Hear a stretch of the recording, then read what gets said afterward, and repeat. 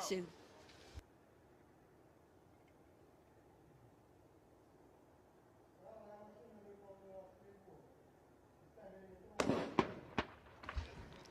now this is an HEF round of 100mm caliber against the target as far as 1500 meters. HEF rounds can be sent out to 7,000 meters with a firing rate of up to 10 rounds per minute. Now the AAV starts moving and fires 30mm gun.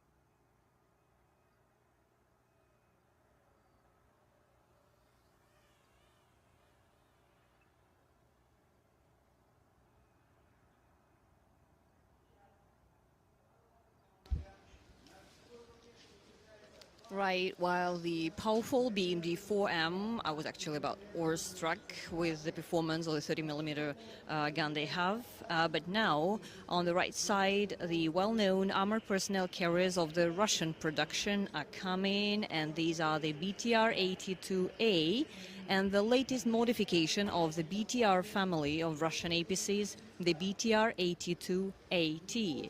And this is its first appearance in a demo show of this kind.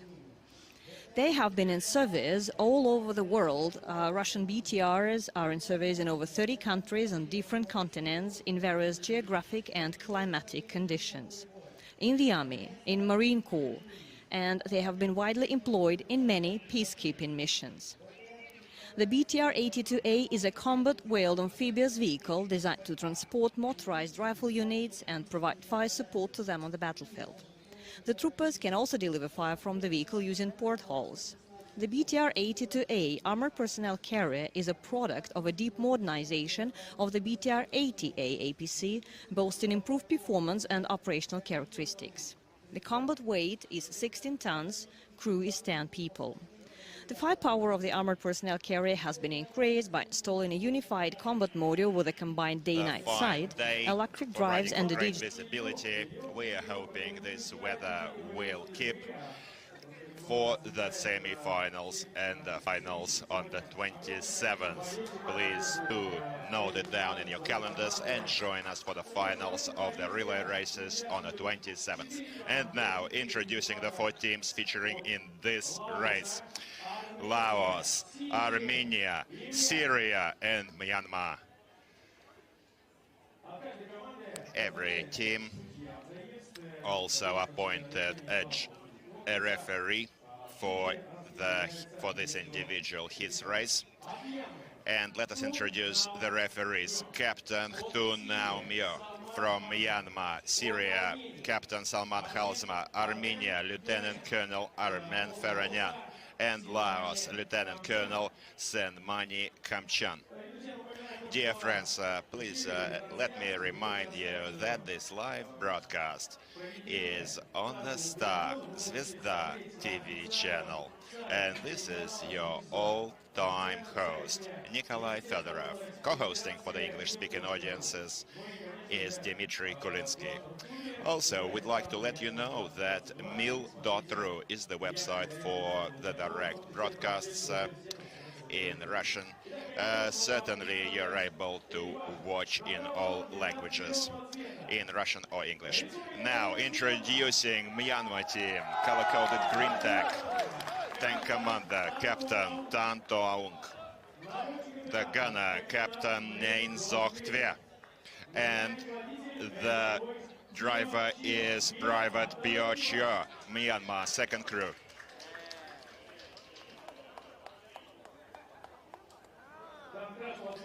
The red color-coded tank on the second fire line, Syria, Arab Republic. Tank commander, Senior Lieutenant Mohammed Mahluf. The gunner is Warrant Officer Mohammed Halil. And the driver is Warrant Officer Hassan Ahmed. Syria, second crew.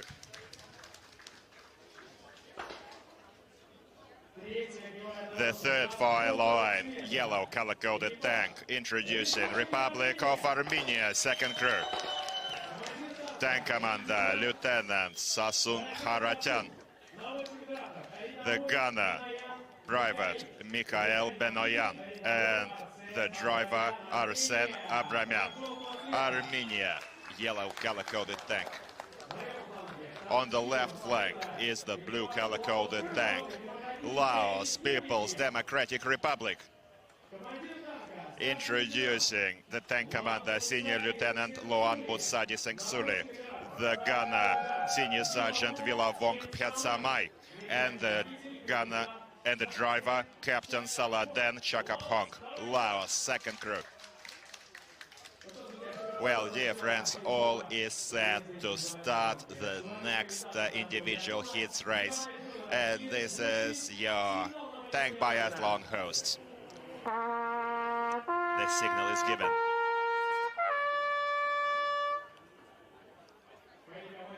This is the command for the crews to take their seats in this T-72B3.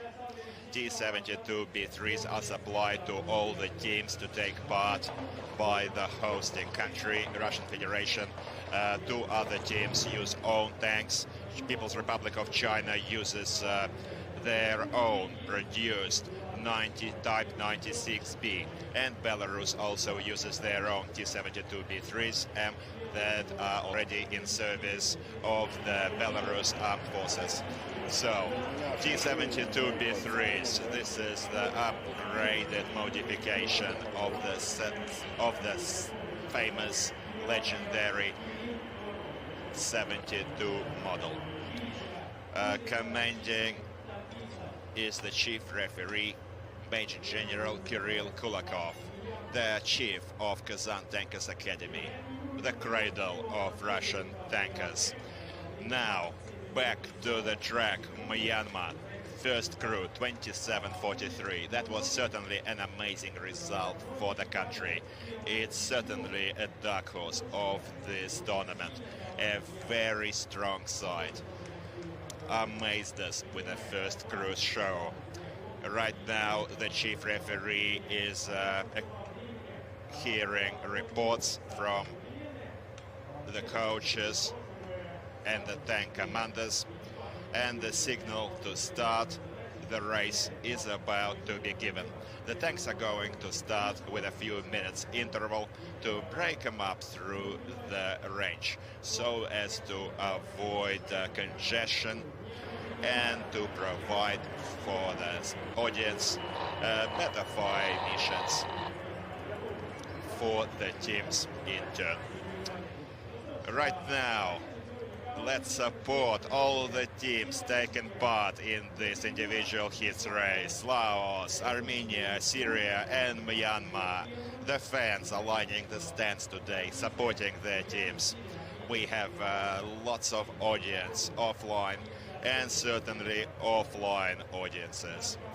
Now, the Russian Federation team is also supporting the crews of this division. Two teams, however,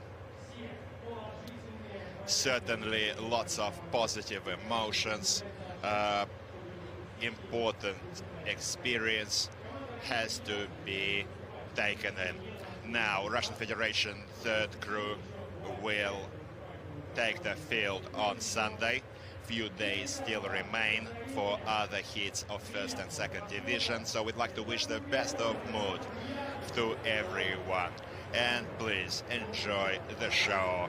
This is one of the most unique, unforgettable contests in the International Army Games, taking place back in 2013 for the first time here at Alabina, Army Proving Ground number 203 for the Western Military District.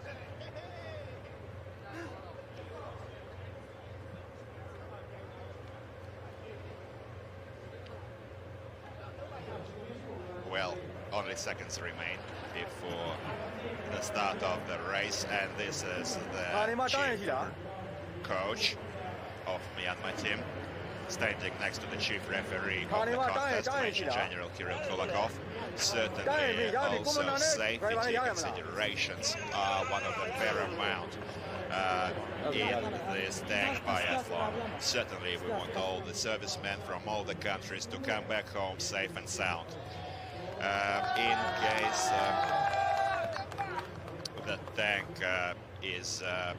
the tank suffers any technical problems through the crew's fault, the team can be disqualified as an ultimate result, and if this is the result of recklessness. Now, the decision was taken to give the ground to Syria first. The red color-coded tank on the second fire line, and start your engines. Let's support Syria. All forward for Syria, Arab Republic. Second cruise. Now let me remind you that the team, the best team after the tally of this individual hits, the leaders of the second division, winning the second division, striking gold, is going to score their ticket into the first division. Now we are watching the obstacle, restricted maneuvering, certainly not providing many problems for these drivers.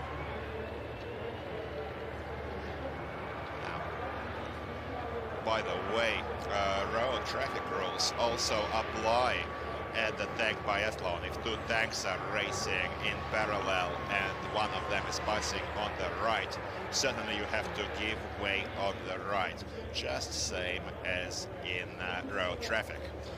Otherwise, this could result in disqualification in case of possible collisions.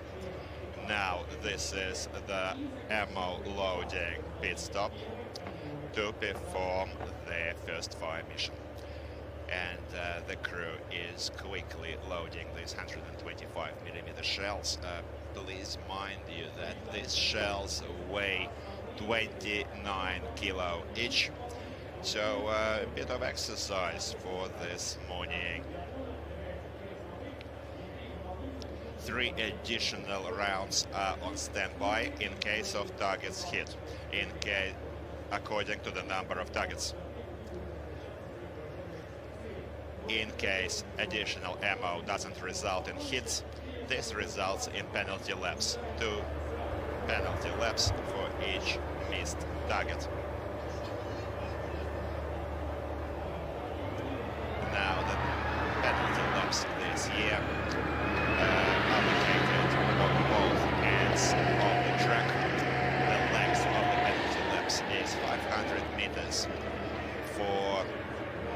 For missing target number 12, 2 penalty laps are assigned, because certainly this tank imitating targets are the most critical fire mission in these individual hits. And Syria is in the firing line, about to engage. Targets out in the field from 16 to 1800 meters. All of the 3 targets were raised simultaneously. That's another change from this year. The gunner will need to engage at own discretion these targets, selecting the first target to engage independently. Fire! Bravo! Clipping the left tank target. We can see it quite well, and it's a hit. Quite a good side, quite a strong side, representing Syria. And certainly that's why we are here today. That's what we expect every year from this tank biathlon. This competition certainly is unmatched among all world sporting events. Certainly Formula One is remarkable, unforgettable, the speed, the power, but there is no fires. And here you have the greatest motorsport event in the world. You have speed, you have adrenaline, and you have live fires. Now, second shot. Looks like it was too short. Risking some penalty laps here. Team Syria, unfortunately for the fans and the driver for Syria Crew 2. Certainly a lot will rest on his shoulders, taking the team through the penalty laps. The third target still remains for Team Syria. And fire! The target is hit. The lower right-hand corner has been hit. Now 2 penalty laps are issued. This is an experienced gunner, second-year veteran of this tank biathlon. Last year, Syria took the 11th position in the overall rankings, and now Myanmar is also in the ground, beginning their race. Let's see if Crew 2 from Myanmar can overtake their own first group, the best time of 27:43. Tanto Aung is the tank commander. This is his first appearance at the tank biathlon, a 29-year-old veteran of Myanmar Armed Forces, the Tatma Daf. Congratulations. Now, white flags raised by the line referees to indicate clean passage. All of the obstacles are carefully monitored by the line referees. And white or red flags indicate fault or clean passages. Pit stops, penalty pit stops, are the result of any scuffed or knocked poles. This wastes about 1 minute time for the crew, where they have to dismount, perform an inspection of the vehicle, and re-enter. Now, over to the replays of this last fire mission.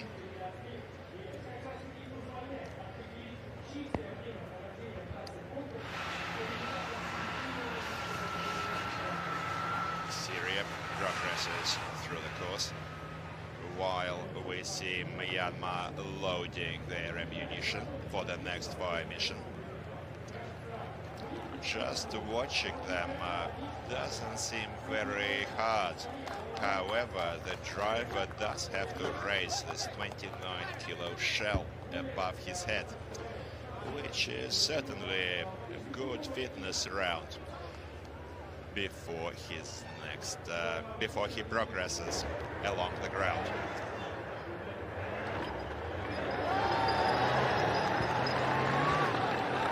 Many of you are asking, where can the tickets for this tank biathlon be purchased? Well, they're available at tanky-biathlon.com, and the prices are around $20 in currency exchange rates. Many of Moscow residents, take opportunity to visit Alabina to enjoy this unforgettable, unique show. And the 3 targets representing tanks are now out in the range. First fire for Myanmar hit. The target is hit. The upper right-hand corner of the right target has been hit. Just skimming the target. slightly more to the left, and this could have resulted in penalty laps, but Myanmar is quite confident with their fire accuracy. The first crew also impressed us with their performance, so let us see whether this crew can improve on their best time in the first hits for the first crew. Now, next shot. Well, doesn't look like it's a hit. Over. The shell went over the target, earning 2 penalty laps for the target.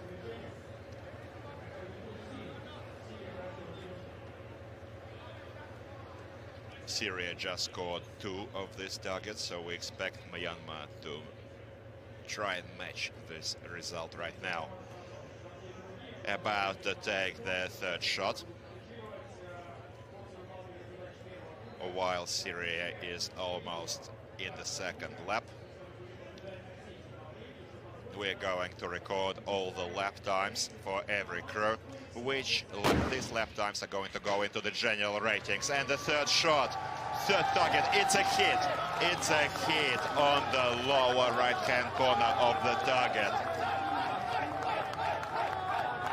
2 out of 3 was the fire accuracy in this fire mission. And now Armenia out in the ground. Second crew for Republic of Armenia. Armenia, by the way, is the only team represented by the conscripted servicemen doing their military service in the armed forces of the Armenian Republic. These are just young boys, certainly officers and commanders, however, still very young. And Armenia has been building their national servicemen for a few years now for this tank biathlon, so nothing unusual in that. Now Syria, second lap, just recorded their first lap time, and Laos is starting the race. Myanmar is going on their 2 penalty laps, and we're watching the live fire mission on targets number 12 in the replays for Myanmar. That was the second shot, clearly over. And the third shot was certainly a hit. A positive result for the team.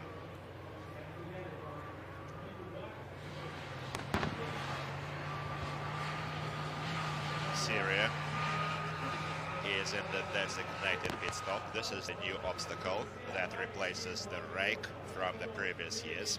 The crew has to dismount at this designated pit stop obstacle and load their machine gun. The coaxial machine gun will also be loaded here and set up, which certainly results in more time being spent. What is not as easy as the rake, of course. The crews used to just fly across the obstacle in the previous years. However, now about a minute's delay is warranted by this obstacle. The tank commander for Armenia reports ready to proceed to the fire mission, and this is the Armenian coach. And also the referee for Armenia. We can see that they're anxious for the young servicemen. The gunner is only 19, along with the driver. It's a great honor for these young boys to stand up to uphold the honor of their country at this tank biathlon at such a young age. Certainly your country, your parents, your compatriots may be proud of you. Everyone watching us in this live broadcast at the Star Zvezda TV channel live or mail through the site of Ministry of Defense, Russian Federation, or online on YouTube. Certainly all of us are supporting the teams, including Armenia. We have many Armenians living in the Russian Federation, and certainly they are one of our closest neighbors, sharing long and strong ties with the Russian Federation. Now about to engage yellow color-coded targets. By the way, color-coded yellow targets are certainly more of a challenge as opposed to blue, red or green colors, because during sunny days, sometimes in the glare, these yellow color-coded targets are quite difficult to spot at distances of almost reaching 2 kilometers away. Now Myanmar is about to record their first lap time. Let us see how well they do on the first lap. First lap is only a short lap, practically half the track. The following 2 laps are longer. The length of the total track distance is 4 kilometers, 100 meters, and the Armenian tank commander is reporting a delay. We will need to make sure whether this is technical or not, and in case it is ruled technical not through the cruise fault, this time will be the time that stopped for Armenia now will be subtracted from the total time of the team. These are the rules, and this concerns all the teams. Now Syria in the replays on the slope obstacle. There was a scuffed pole, which will result in a pit stop. Red flag was raised by the line referee. By the way, Laos last year also appeared in the 2nd division, taking the 5th position in the overall rankings. We spoke to the coach and the referee for Laos team, and certainly they had not wasted any time. They prepared well. The hard lessons of last year were learned by Laos, and we're hoping for an improved performance. Laos crew are veterans of this tank biathlon. The driver, it's the driver's 3rd year and Gunner's 2nd year on this tank biathlon. Only the commander is in his first visit to this ground, and now Syria finally, no, sorry, Armenia actually takes their first shot.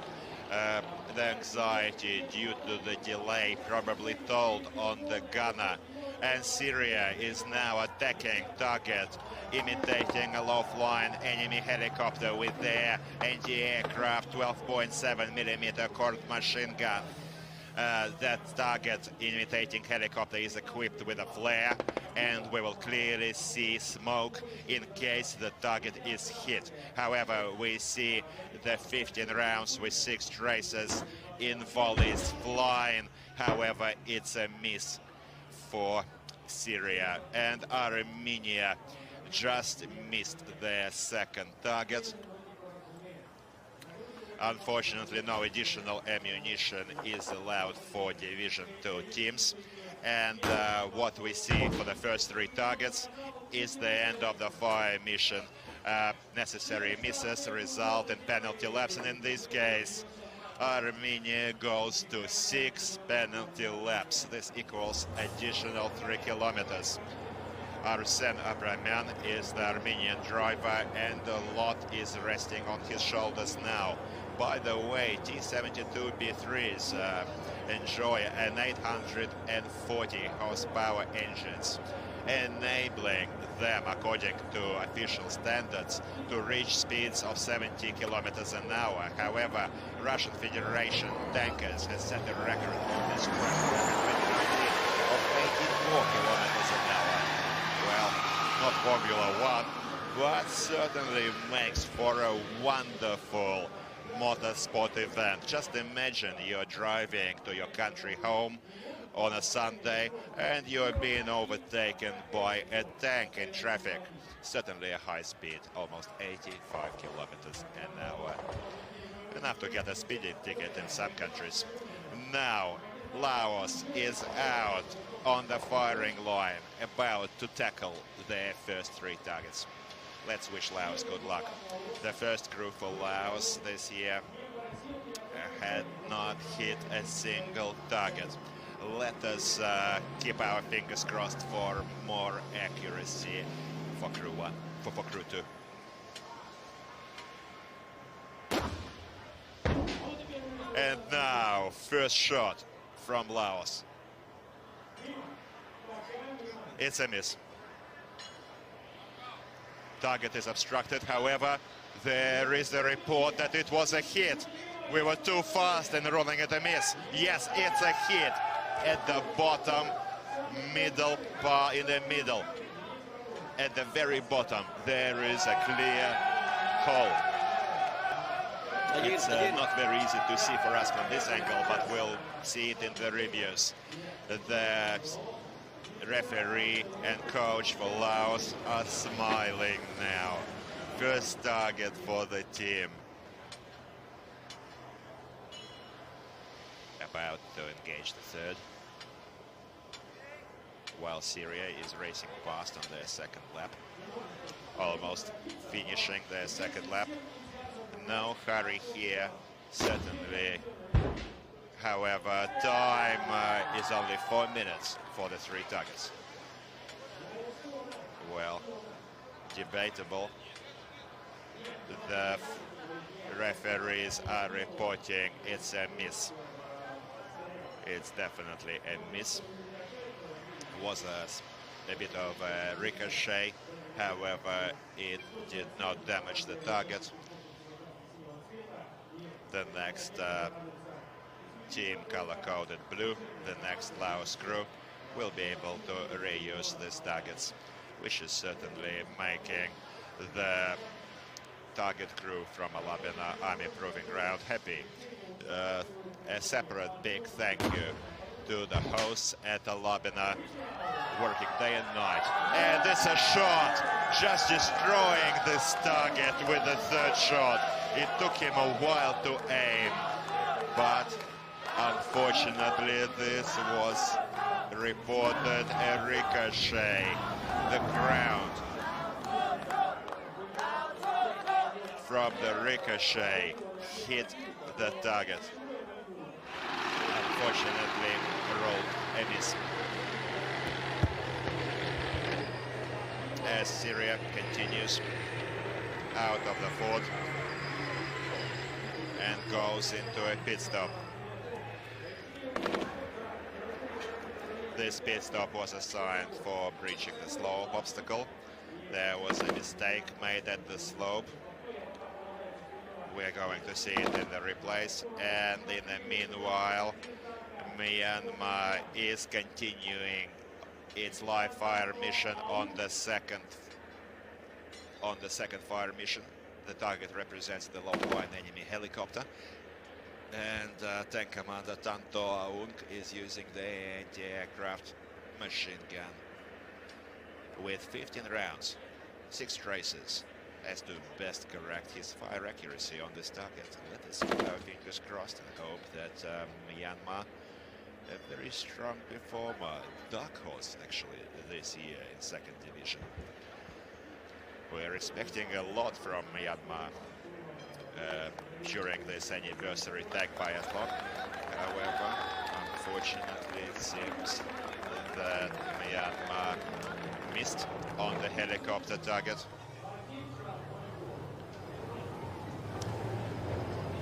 One penalty left for Myanmar.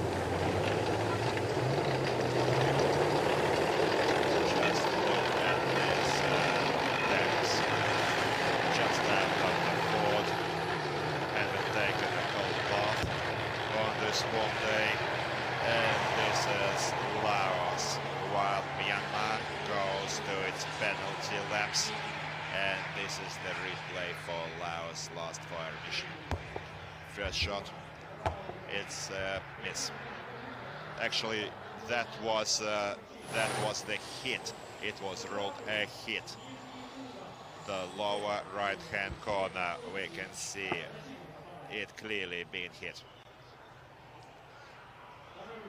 Second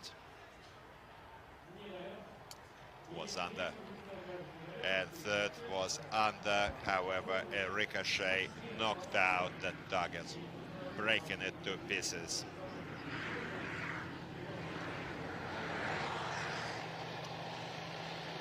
The target crew will need to set up new targets for the next cruise. Now, Syria is in the anti-tank trench obstacle with a giant step, just flying into the trench and out. Everything goes according to plan today. Fine sunny day, everything goes according to plan, as generally in the forces of the Russian Federation, and all is well also in Russia at large. Now, Syria records their second lap time, 24:37. Syria was the first team taking the field today, so we will wait for Myanmar to finish their second lap. Who is the leader of this second division individual hits for second cruise? Myanmar, 68 kilometers an hour races. However, they have to be careful in the obstacles.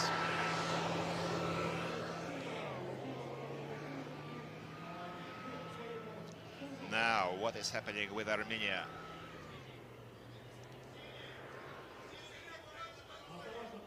Careful now. There was a skid. Apparently after a drift. Look at this. This is a drifting corner. This is the famous Armenian turn. Whoa, dear friends. Almost repeating the accident that we saw back in 2014. A 46-ton armored vehicle remained on track, but that was certainly dangerous. In 2014, Armenia flipped the tank in a similar maneuver in a practice round.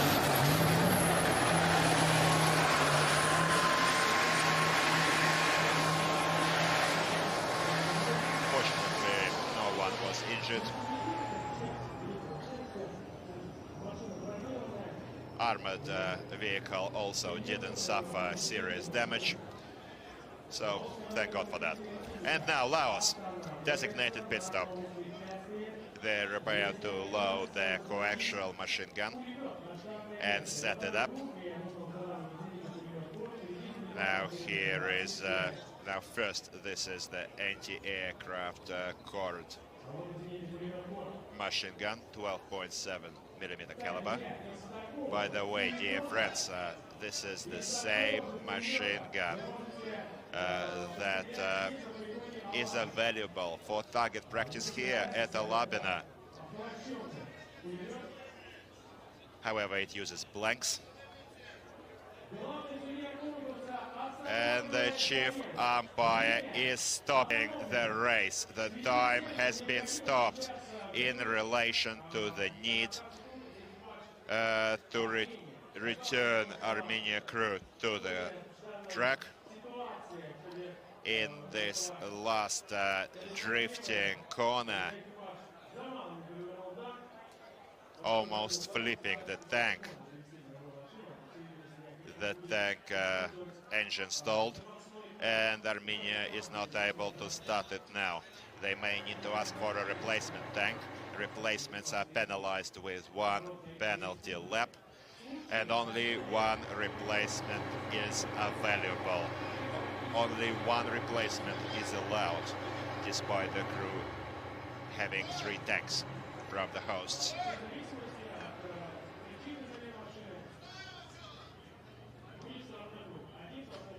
Certainly one penalty lap will result in this mishap.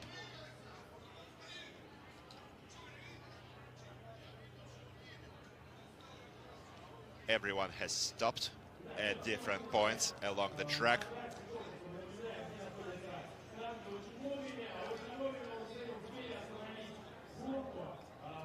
Well done to stop the race just on time. We're seeing that the minefield area in the upper right-hand corner was just passed by Myanmar. They stopped just in time before this sharp turn where Armenia is now stuck.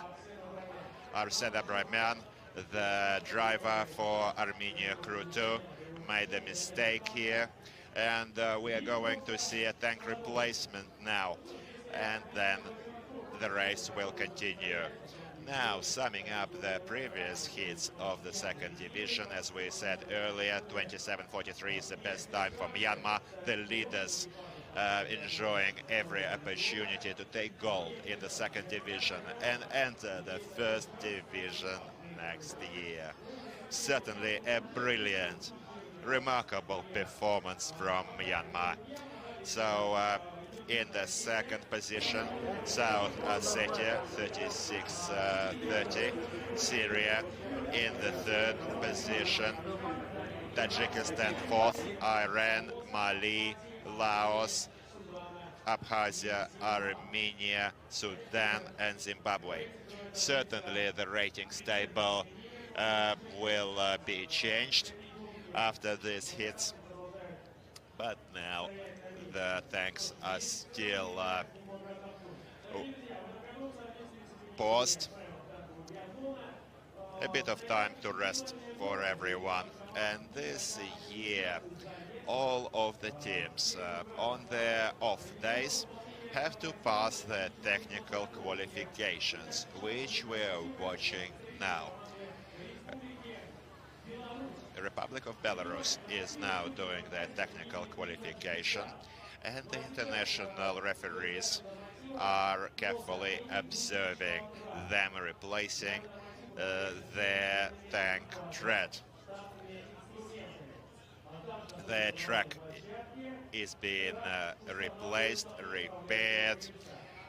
In case this happens on the track, the crews certainly have to be proficient in replacing detracked tracks. The second part of technical qualifications involves preparing to evacuate the tank out of quagmires using logs. So this is certainly not an easy job.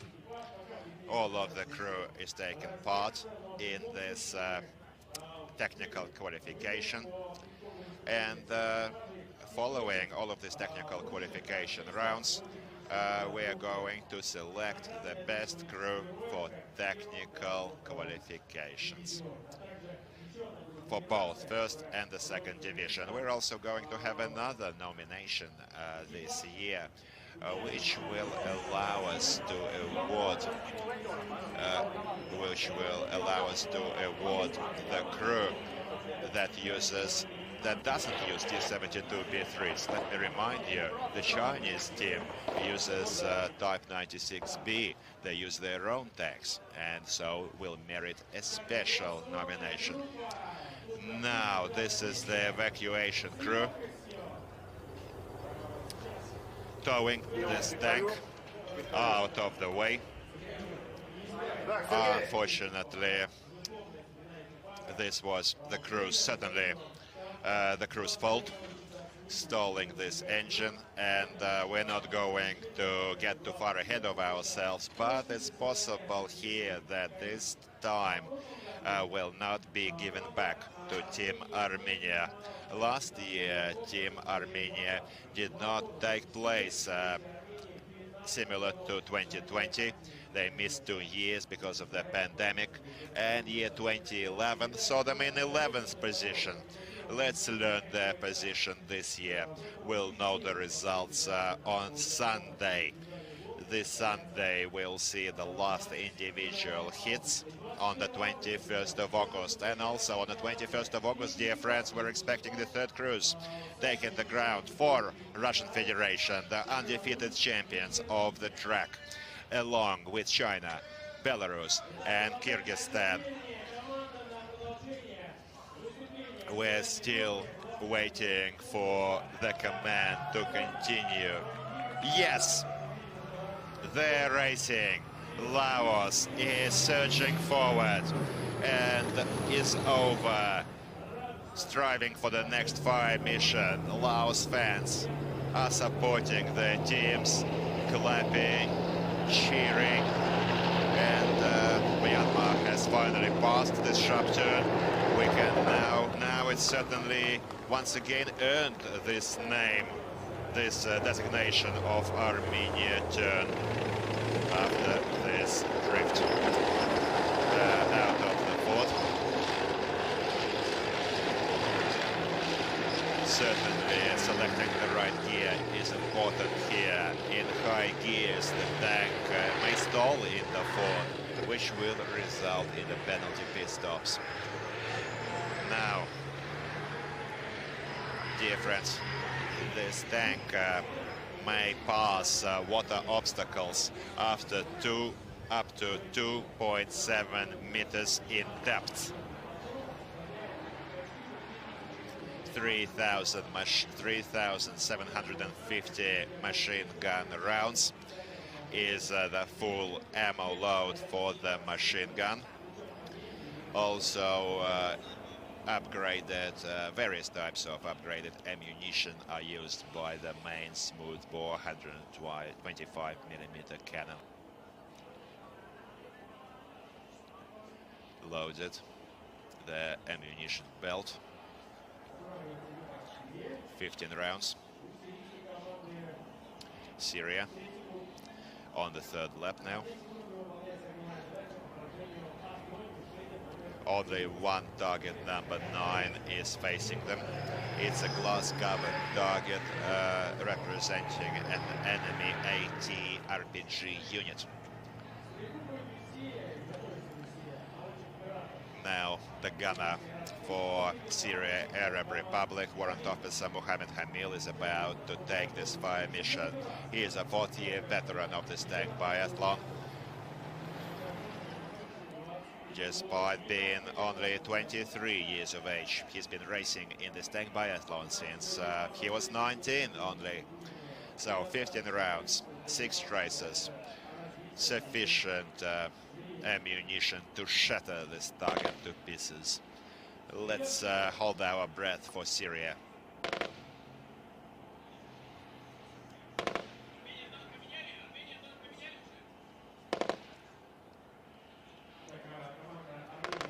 Armenia, in the meanwhile, has already replaced the tank, and they're about to continue progress along the track. Actually, right now, I think we're seeing the tank change.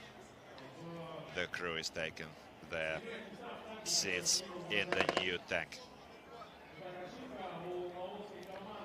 Now, Laos has just fouled the slope obstacle. Second pit stop penalizes the team, and Syria finished their fire mission with no result. Penalty lap will need to be done by the team, and Myanmar, the Tatmadaw tank goes to the third lap, recording their lap time, only about 1.5 minutes behind Syria. Well, the first crew best time for Myanmar still stands, 27:43. Armenia is now back on track with the new vehicle. One penalty lap will result in this tank replacement. This is a rule of this tank biathlon, abided by all of the teams. the Armenia stopped because they started movement without orders. Certainly they were a bit shaken up after this drift and forgot to report ready to move. So as no order was given, they were stopped, and they are about to report and get permission to progress. Certainly this young tankers from Armenia will need to do their homework, and some hard lessons will need to be learned. Not all is lost yet for Armenia team in this individual heats race. Third crews are yet to take the field, and all of the results are going to go into the final tally. First best crews for every team are also going to be awarded. So despite the poor results of the first two crews, third crew may yet show us a brilliant performance and receive their just rewards. Now we're also going to see the semi-finals of the relay race on the 23rd and the 24th of August, and certainly the long-expected finals of the world's strongest tankers, clashing the gladiators of the four countries. First division taking part in the contest on the 27th of August. This is going to be truly unforgettable. The gold final. Mark it down in your calendars. While we're watching Laos about to engage the helicopter target. Once again, 15 rounds for this 12.7mm anti-aircraft gun. 25-year-old senior lieutenant Lanbutsadi Sangsuli is about to tackle this fire mission. We can see him carefully aiming, about to open fire.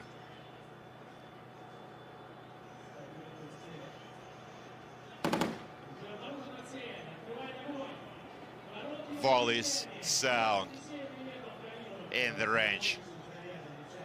Big rounds, 12.7mm. However, past the target. Sometimes the smoke flare doesn't go off in case of hits. Because of this, the referees for the race, the flagmen, are carefully watching and monitoring the targets. After every race, all the targets are double-checked, verified. Videos are taken to make sure the targets were hit or missed. And during the hearing of the Umpires Commission, the final results are then logged, and quite possible that the time given for penalty laps for these targets may be reversed in case they were actually hit. It's quite a comprehensive system, providing for fairness and transparency on behalf of the international referee team. Armenia, designated pit stop. Still facing another penalty lap for target 25, representing tanks that was missed. Taking the machine gun, setting it up. This is the same 12.7mm anti-aircraft gun for the next fire mission. Not much remains for Syria and Myanmar. In the meanwhile, before the finish line, Syria was the first to start and will be the first to finish as well. And right now, the crew is on the right flank, but we are watching Laos in our screens. Second lap, entering their first penalty lap, closest to their location. Syria is past the slope. No red flags. About to face the restricted passage of 40 meters. A huge number of balls. Even if one of these balls will be scuffed by the tank, this will result in the penalty pit stop. Certainly we are hoping the team can quickly pass these obstacles and race to the finish. Now, Myanmar is about to engage the last target, representing the AT unit, shoulder-fired missile, anti-tank missiles.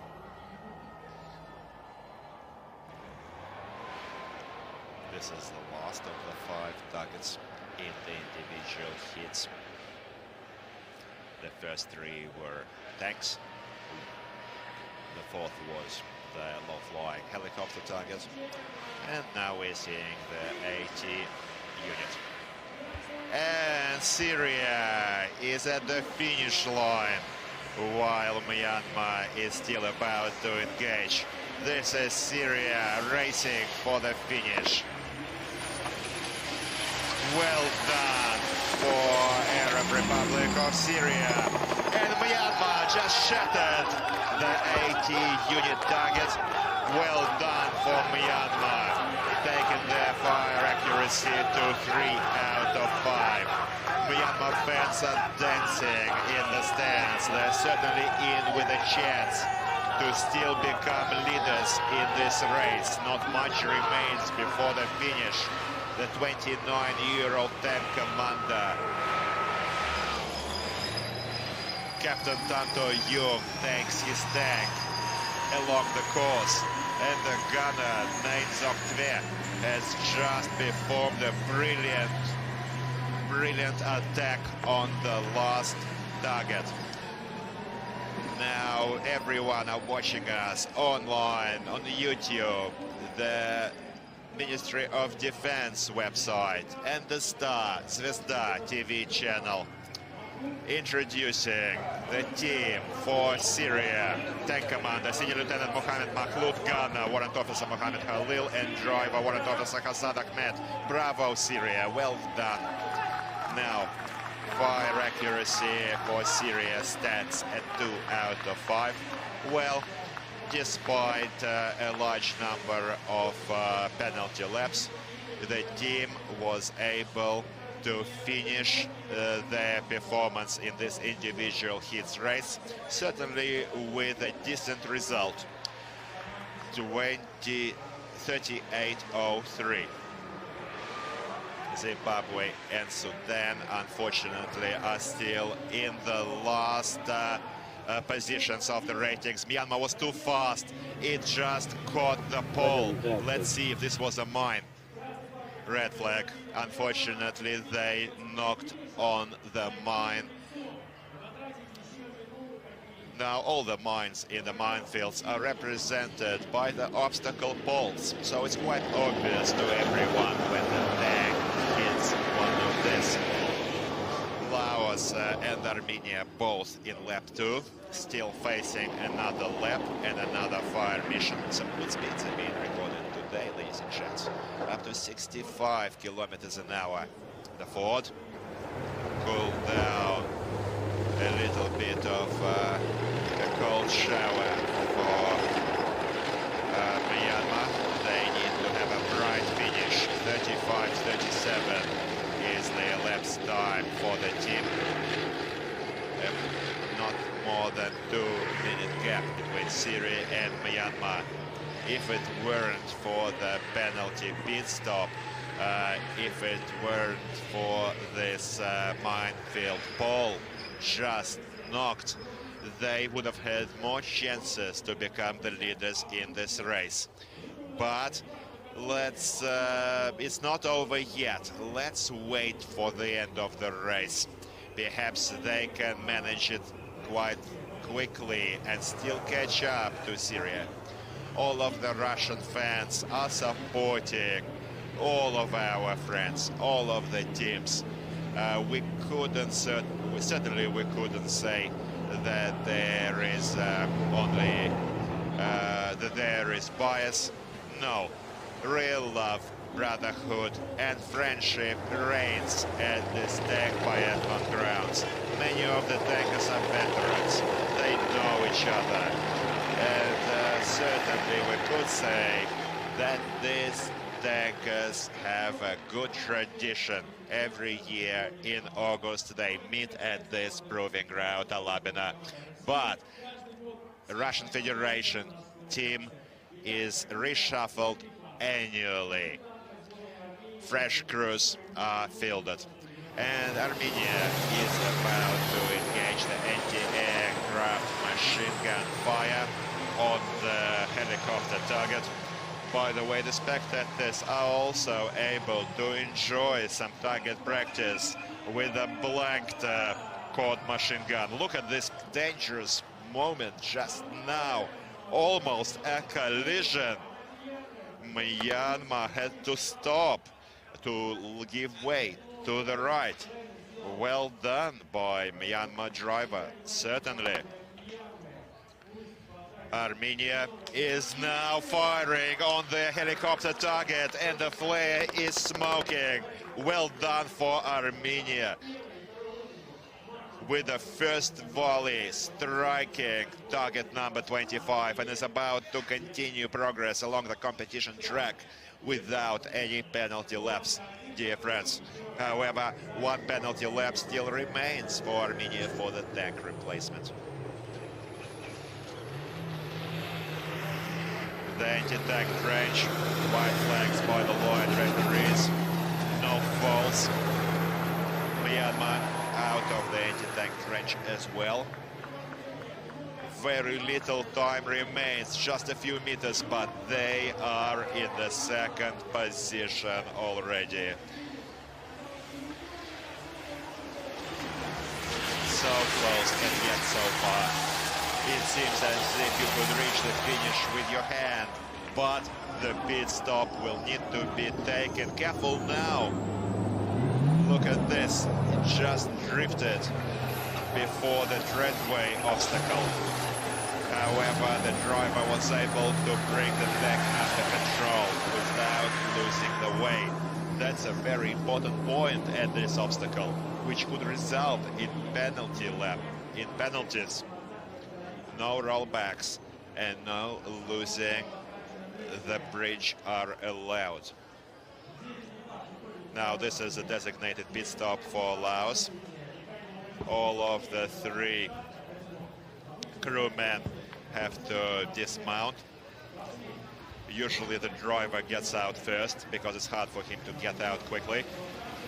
They're picking up the Kalashnikov coaxial machine gun and finish for Myanmar. Myanmar fans are now cheering in the stands. 39:44 was the time. 1 minute 41 seconds behind Syria.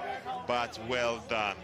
Well done. You're real heroes of your nation. Congratulations to Myanmar servicemen. And now they're flying their national colors for the Republic Union of Myanmar here at Alameda Army Proving Ground. Well done for Myanmar tankers. 3 out of 5 for fire accuracy, slightly behind the first crew. So some hard lessons will need to be learned by the coaches. And the third crew, we will keep our fingers crossed that the third crew will give us an even better performance, taking Myanmar into the top of the rankings. Now reintroducing Myanmar crew, Senior Lieutenant.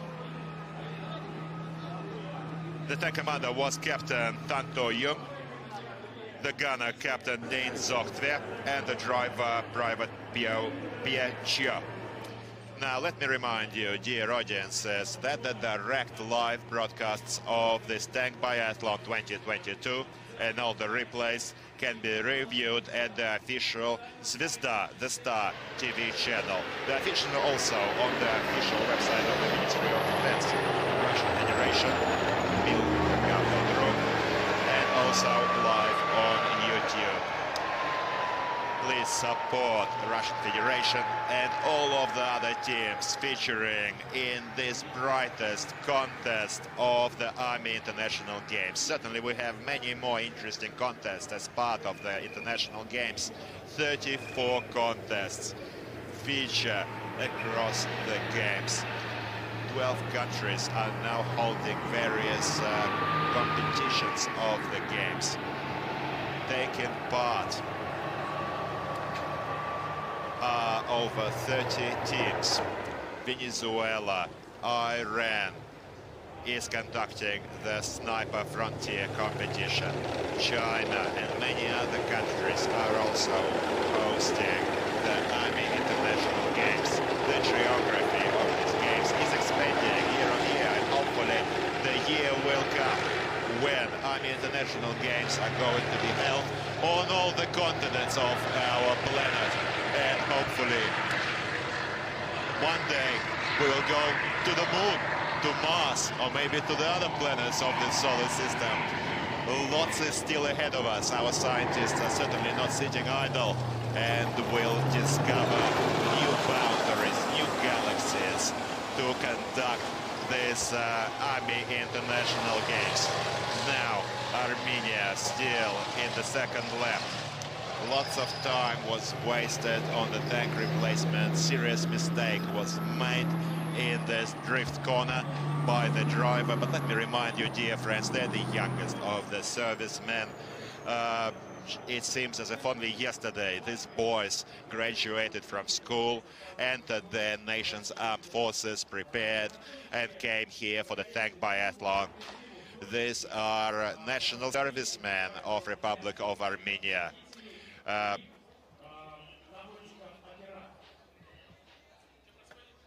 Laos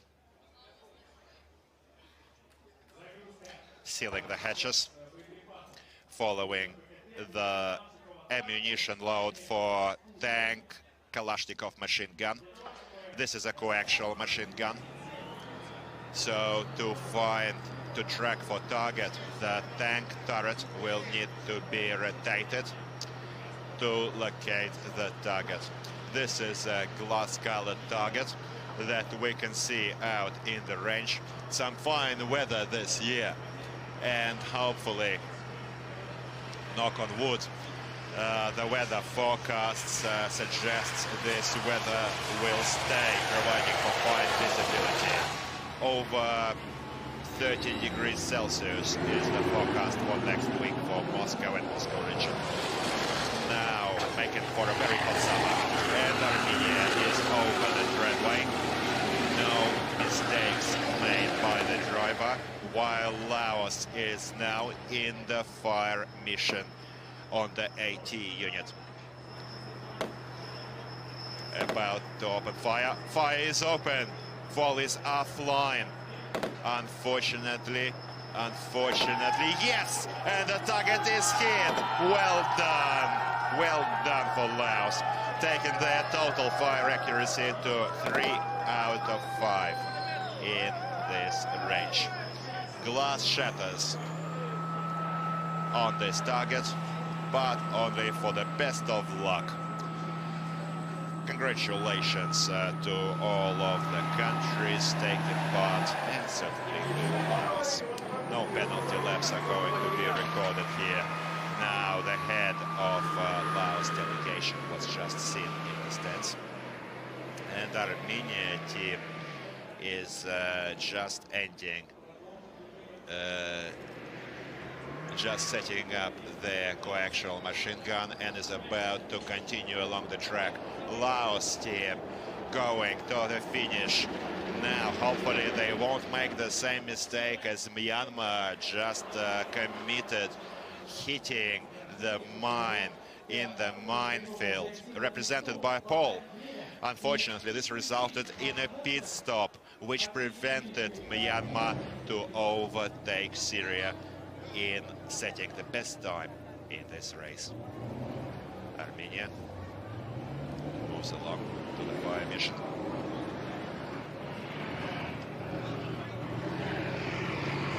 The tank commander for is not forgetting to report his progress. He waits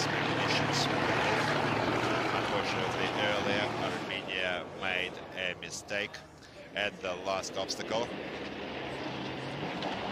They knocked another ball when entering the designated pit stop. So, for this reason, Armenia will need to take another penalty pit stop before the start. 68 kilometers an hour was the top speed just recorded at the long straight by Laos. Well done for Laos, certainly making us happy, these individual hits. Just look how carefully they're steering along the obstacles, bleeding their speed at the key points in the minefield. Let them waste additional 1 or 2 seconds, however, not score the fatal pit stops. Now, the deep Armenian turn that we just saw resulted in the long drift and almost a flip for the fourth obstacle. Almost fully submerged T72B3. Once again, dear friends, let me remind you that this form is 1.5 meters depth, 45 meters long. These tanks are able to bridge water obstacles down to the depth of over 2.7 meters. We saw a good performance on this obstacle from all the teams. And over the hill, all of the fans for Laos and Armenia are eagerly awaiting their crews, online audiences, offline. The Stars, Zvezda TV channel, the Ministry of Defense Russian Federation official website, mail.gov.ru, and the YouTube live broadcasts. You're able to watch this tonight on the Zvezda TV channel, National Television, Russian Federation. You can enjoy this amicable tank clashes here at Alabina, serving to promote friendship, peace, and military brotherhood among the tankers of the world. Now Laos, anti-tank trench. No red flags. Clean passage. No pit stops. 39, 33 for Laos. Well done, racing for the finish line. T72B3s for Laos People's Democratic Republic. 5, 4, 3, 2, 1, finish! Laos, 39 minutes, 53 seconds.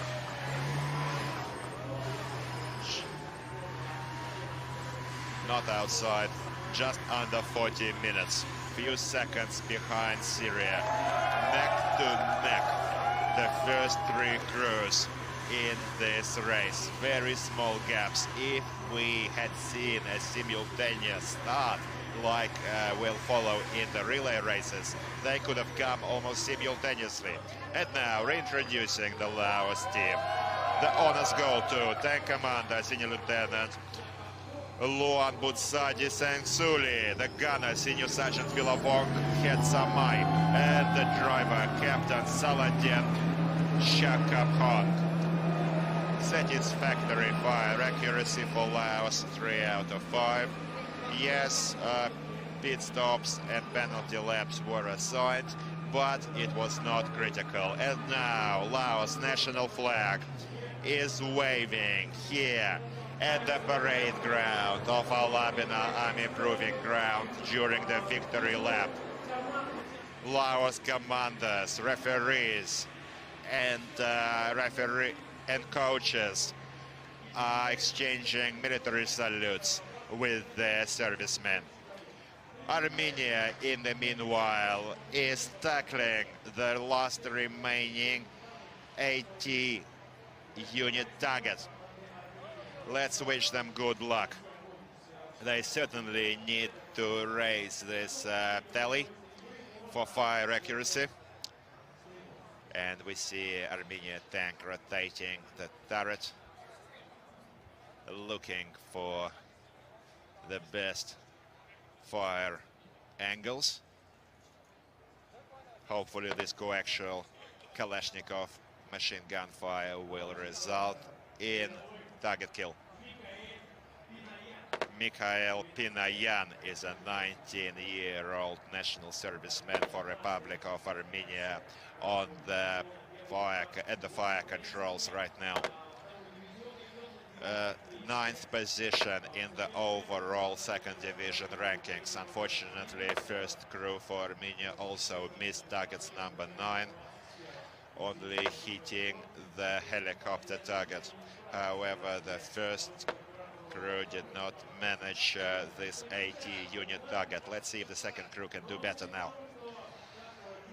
It is quite well visible, but for some reason the main caliber is raised.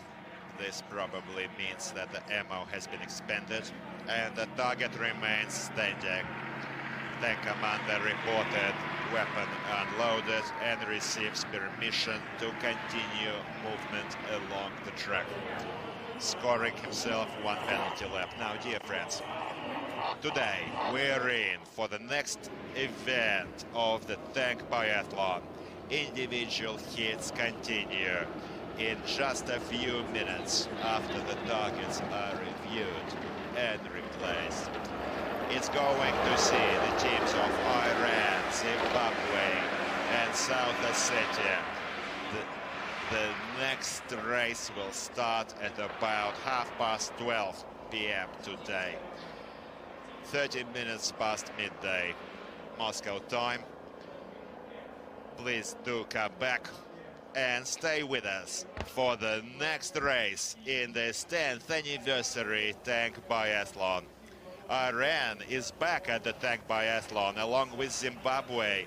They missed the last 2 years due to the pandemic situation. However, they're back now, making for an even livelier spectacle at this proving ground.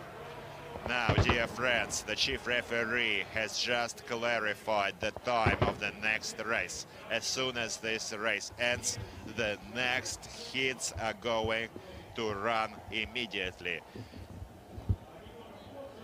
This is owing to the fact that slightly later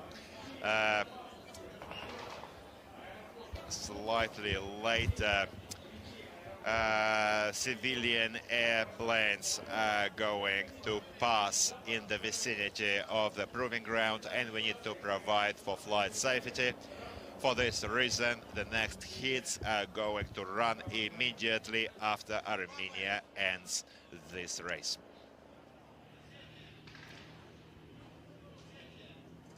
Armenia racing now, high speeds for the finish line, 58 kilometers an hour,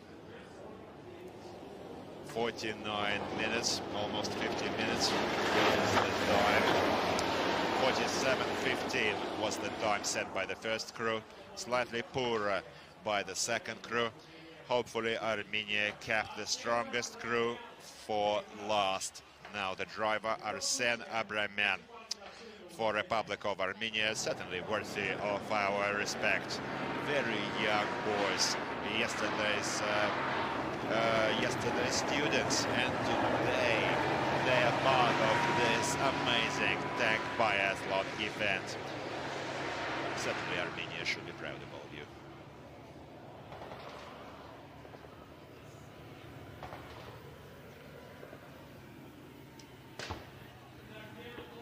White flag raised by the line referee. No faults at the obstacles for Armenia. And this is the deep turn, the ill-fated deep turn that didn't do such good service to Armenia previously. We can see the driver being much more careful this time around, not drifting into the corner, bleeding his speed. Well, then to continue his progress into the fort.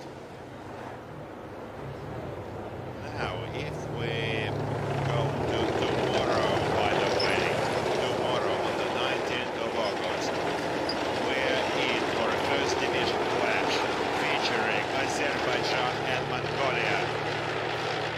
The third crews are also beginning their appearance in both divisions, and also Abkhazia, Tajikistan and Sudan for the second division. And on the 21st, on Sunday, we're expecting a show by Russian Federation of crews. Our crew, the graduates of Kazan Tankers Academy, are going to clash in this remarkable, unique event with gladiators from China, Kyrgyzstan and Belarus. Now, Armenia going for the finish line. Armenia coaches and referees are watching. The race is now almost over, and we'd like to thank all those in the audience here at the Labina Army Proving Ground, everyone watching us online at the Star TV channel, YouTube, live, and also the official website of the Ministry of Defense, Russian Federation, mil.ru. Now, this was the host of the tank biathlon, Nikolai Fedorov, and co-hosting for the English-speaking audiences is Dmitry Kulinsky. We're still in for more events, more races. We're going to have the relay races on the 22nd, 23rd. The semi-final is slotted, and then the finals on the 27th. 10th anniversary golf final is certainly going to be a treat. Finish for Armenia, 53-15. Sometime behind Syria. However, thank you to the crew. Well done. They did everything they could. Certainly, this is competition. Everything depends as to how good you are on the day. Reintroducing the team, Tank Commander Lieutenant Sasun Haratyan, the gunner Mikhail Benayan, and the driver Private Arsen Abramyan for Armenia's second crew. Well done, guys. Bravo.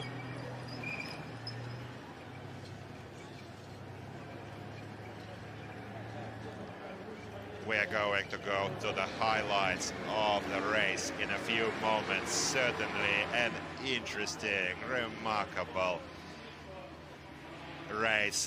There was a stop. The race was stopped due to tank replacement for Armenia, relating to the fact that the crew allowed a serious mistake, almost flipping the tank at the Armenian turn. However, they came back, they had the tank replacement and continued on track. Certainly we saw some hits and misses for both teams. Myanmar, we expected Myanmar to exceed the results of their first crew, but the first crew from Myanmar remains leader in the second division. So here are the final tally times. 38.03 Syria, 39.44 Myanmar. Laos recording 39.53 and Armenia 53.15. Top speed of 68 kilometers set by Laos in this race. In just about 10 minutes, we're going to see the next race of these individual hits on the 18th of August 2022, the 10th anniversary tank biathlon of the 8th Army International Games. Now, the highlights. Armenia taking the 4th position in this amazing race. Tackling their targets, certainly some lessons need to be learned. Serious homework needs to be done.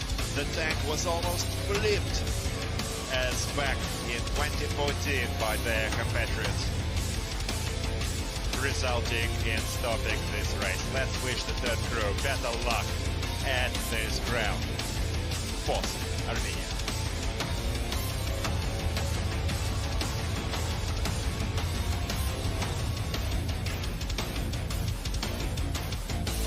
Taking the third position is Laos, People's Democratic Republic. A very strong side. Third place in this individual hits Division 2 hit 4. A very bright team. Just as bright as their blue color-coded tank. A long veteran of the tank biathlon is Laos team.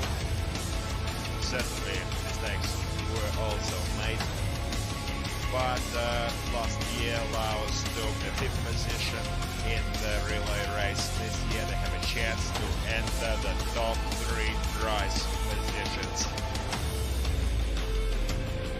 I think the chance to take gold is already lost because the first position will be determined according to races and the results of this individual hits.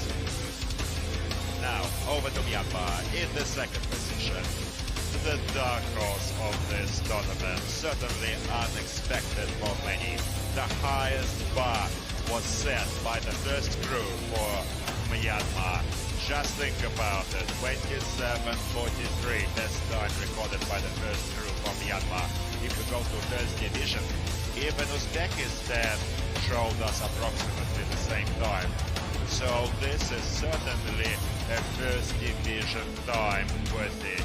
Unfortunately, the second crew for Myanmar was not able to beat this first crew result. And Syria in the first place, second crew, quiet achievers, fulfilling their missions quite well today, taking the first place in this individual hit race. Thank you to Syria, thank you to all the teams, thank you for joining us offline and online. Thank you to all the fans, all of you who love this remarkable, unforgettable event. This was your Tank Biathlon host, Nikolai Fedorov, co-hosting for the English-speaking audiences, Dmitry Kulinsky. We're still to see another event today. Take care of each other, love each other, stay well, and be happy. Your Ministry of Defense, Russian Federation Armed Forces, always next to you. Goodbye.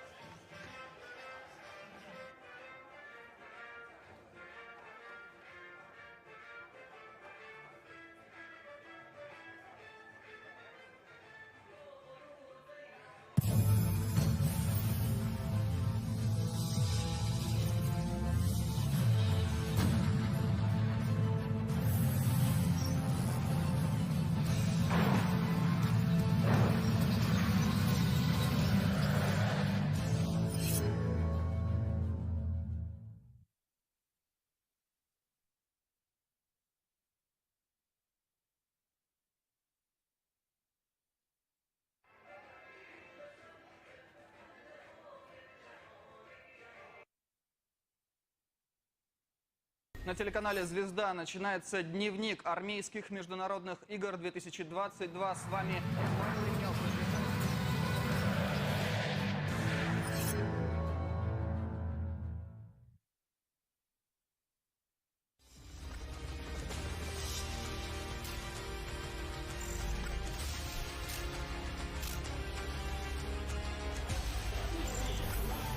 They lost the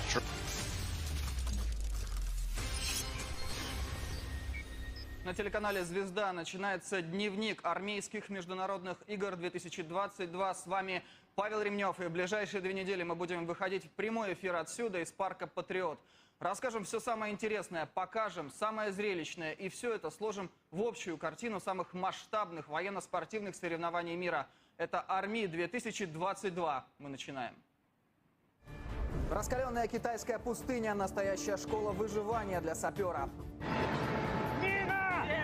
А зыбкий песок перемалывают гусеницы БМП. Это мотострелки выжимают максимум из боевых машин пехоты.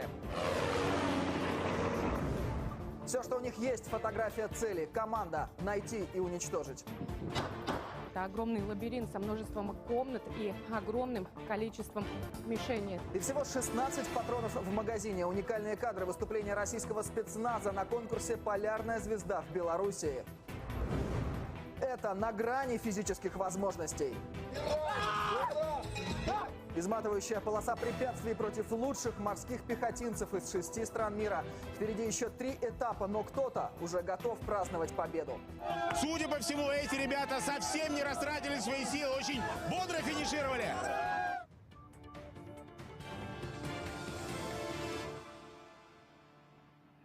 Официальный старт армейским международным играм и военно-техническому форуму «Армия» дали сегодня здесь, в Конгрессно-выставочном центре «Патриот». Владимир Путин и министр обороны Сергей Шойгу. Церемония открытия конкурсов проходит и на полигонах в России и за рубежом. В алжирском городе Блида, где впервые пройдет конкурс «Десантный взвод», для участников состязаний в ходе церемонии открытия устроили показательные выступления подразделений спецназа и антитеррора. А с неба десантировались военнослужащие Алжира с флагами стран-участниц. Все готово к соревнованиям на полигоне Волжский. Там пройдет конкурс «Инженерная формула». Всего предусмотрено 6 заданий. Россияне в числе главных претендентов на победу. В прошлом году наша сборная завоевала золото. Во Вьетнаме прошла торжественная церемония конкурса «Аварийный район». Перед сложными испытаниями культурная программа. А уже в скором времени командам из 6 государств предстоит выяснить, кто быстрее и точнее выполнит задание. Потушит очаги возгорания, проберется сквозь завалы и разрушенные здания.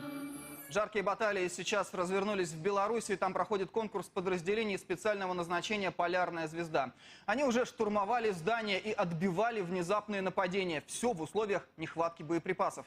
Соревнуется элита из 8 государств. Кто вырвался вперед и как команды справились с неожиданными препятствиями, знает Елена Сиванин.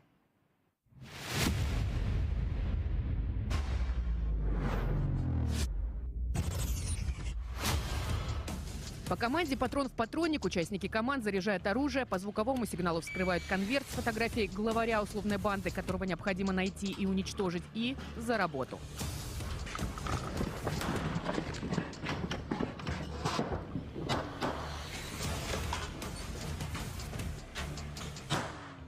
Штурм здания, которое здесь называют «Килл-хаус», это огромный лабиринт со множеством комнат и огромным количеством мишеней. Ну вот, одна из них.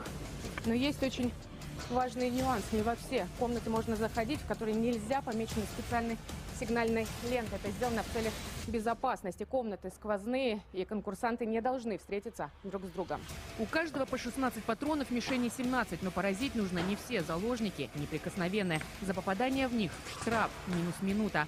Команда Узбекистана сходу совершает ошибку. Дважды стреляет в мирного. Российский спецназ выступает идеально. По итогам вообще всей подготовки, можно сказать, что мы готовы ко всем упражнениям, которые здесь вынесены для соревнований.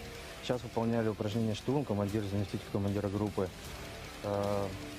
Как договаривались, в принципе, как тренировались, так сейчас и прошло. Здесь сражаются снайперы. Это упражнение на меткость, а при условии стопроцентного попадания еще и на скорость. Здесь 3 группы мишеней. Ближайшая расположена от нас в 100 метрах, самая дальняя на расстоянии 350 метров. Сейчас свое мастерство показывают снайперы Венесуэлы. Пока по баллам в хвосте этапа суданцы ставят антирекорд за самый продолжительный сплит. Это интервал между выстрелами бойцов в паре. Он должен быть не более 0,3 секунды. У них почти полминуты. Еще одно испытание для команд – это засада. Попавший в нее участники должны спешно покинуть машину и за максимально короткое время ликвидировать неприятеля. Мишеней много, поясные, так называемая голова. Некоторые замаскированы так хорошо, что просто обнаружить их – та еще задача. Оценка идет за большее количество попаданий. Пока по итогу первого дня конкурса «Полярная звезда» в лидерах белорусы чуть отстает российская команда. Но еще есть время, чтобы наверстать. Впереди 10 соревновательных дней. Елена Сиванин, Алексей Набокин и Роман Гуменюк, телеканал «Звезда», полигон Брестский, Беларусь. В Казахстане на полигоне Матыбулак ревели двигатели легких бронированных тягачей. Команды преодолевали Змейку, холм и макет Колейного моста. А после расчеты поражали цели из минометов, пулеметов, гранатометов и автоматов Калашникова. Все это в рамках первого этапа конкурса «Мастера артиллерийского огня». Российская команда 3 минами поразила сразу 2 мишени. Это рекорд сегодняшнего дня. В тройке лидеров на данный момент, помимо наших военнослужащих, участники из Казахстана и Белоруссии. В Китае в самом разгаре соревнований экипажей боевых машин пехоты «Суворовский натиск». Броня раскалена. Сейчас температура на полигоне Корла достигает плюс 40 градусов. И в этих же условиях к своему конкурсу «Безопасный маршрут» начинают готовиться инженерные подразделения. Он стартует 24 августа. Самые интересные кадры в репортаже Дениса Ивлева.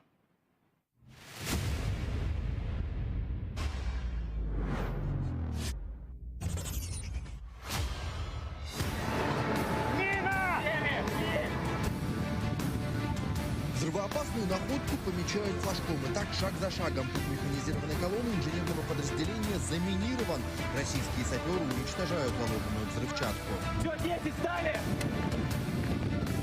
Растяжку срывают металлической кошкой. Движения сковывают защитные спецкостюмы. Но особенно сложно в такой броне переносить жару.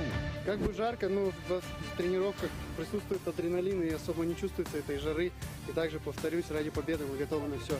Конкурс «Безопасный маршрут» включает в себя также работу на инженерной спецтехнике. Вот экипажи тренируются закапывать противотанковые рвы, чтобы обеспечить проезд колесной техники.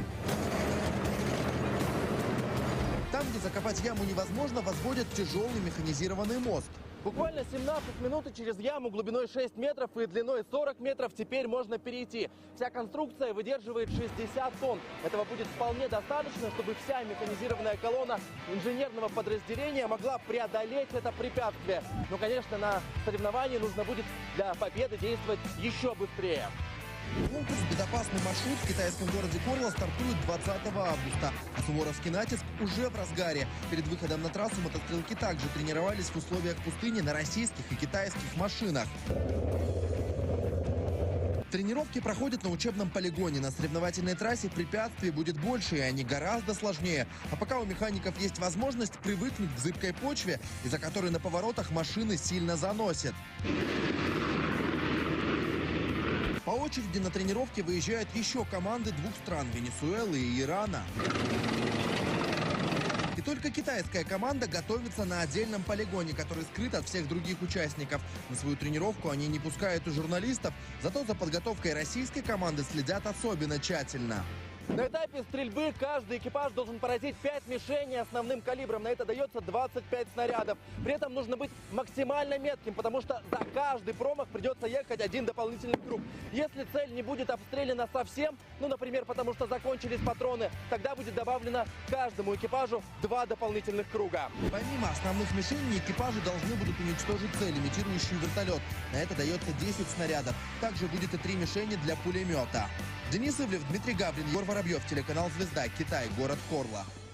В Приэльбрусе на базе учебного центра горной подготовки и выживания Терскол военные горных подразделений из 9 стран проходят первый этап конкурса «Эльбрусское кольцо». Команды соревнуются в ориентировании на местности. Состязаются на этом этапе участники в одиночном и парном скалолазании. Результаты пойдут в общекомандный зачет. Кроме того, подъем на скалодроме – это своего рода подготовка к восхождению на Эльбрус, которым в конце августа и завершится этот конкурс армейских международных игр. А в Калининградской области высадился морской десант. За звание лучших борются морпехи из 6 стран. Сегодня они прошли изматывающую гонку. Всего 1200 метров, но какой ценой? Организаторы устроили настоящий спринт на выживание. Кто справился лучше? Сенсационные итоги первого этапа конкурса в репортаже Максима Румянцева.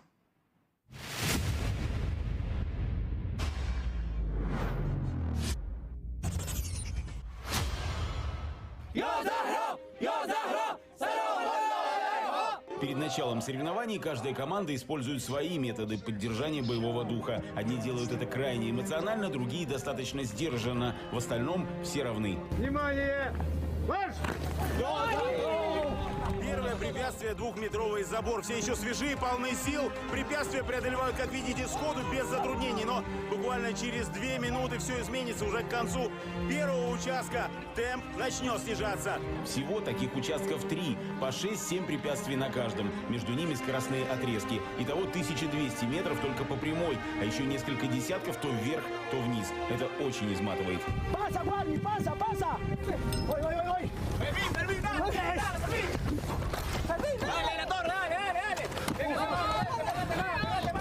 старт команды выходят парами в порядке, определенном жеребьевкой. Команда Российской Федерации на дистанции самая опытная. Команды по понятным причинам дома и стены помогают, ну а препятствия стараются не мешать. Тут же убеждаемся в опасности преждевременных прогнозов. Наши морпехи проходят полосу препятствий не без штрафных очков. Все ошибки фиксируют судьи на трассе. Разбор полетов предстоит чуть позже. Жарковато, тяжеловато, но все равно все это нам не помеха, мы бежали. Бежалось нормально, в принципе.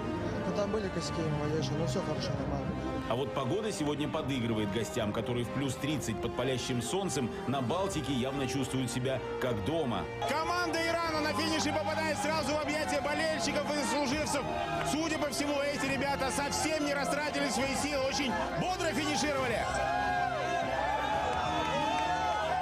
Впереди еще 3 этапа, где командам предстоит показать не только слаженную работу по преодолению препятствий, но и мастерство в обращении с оружием и техникой. Максим Румянцев и Виталий Ременец, телеканал «Звезда», полигон морской пехоты «Хмелевка», Калининградская область. На строевом плацу Новосибирского высшего военного командного училища состоялось торжественное построение лучших разведчиков из 6 стран. Поздравляли военнослужащих из Индии. Республика празднует 75-ю годовщину Дня независимости. Команда, которая уже второй раз принимает участие в конкурсе «Арми», отличник войсковой разведки, привнесла в игры неповторимый колорит. Надежда Катормас расскажет.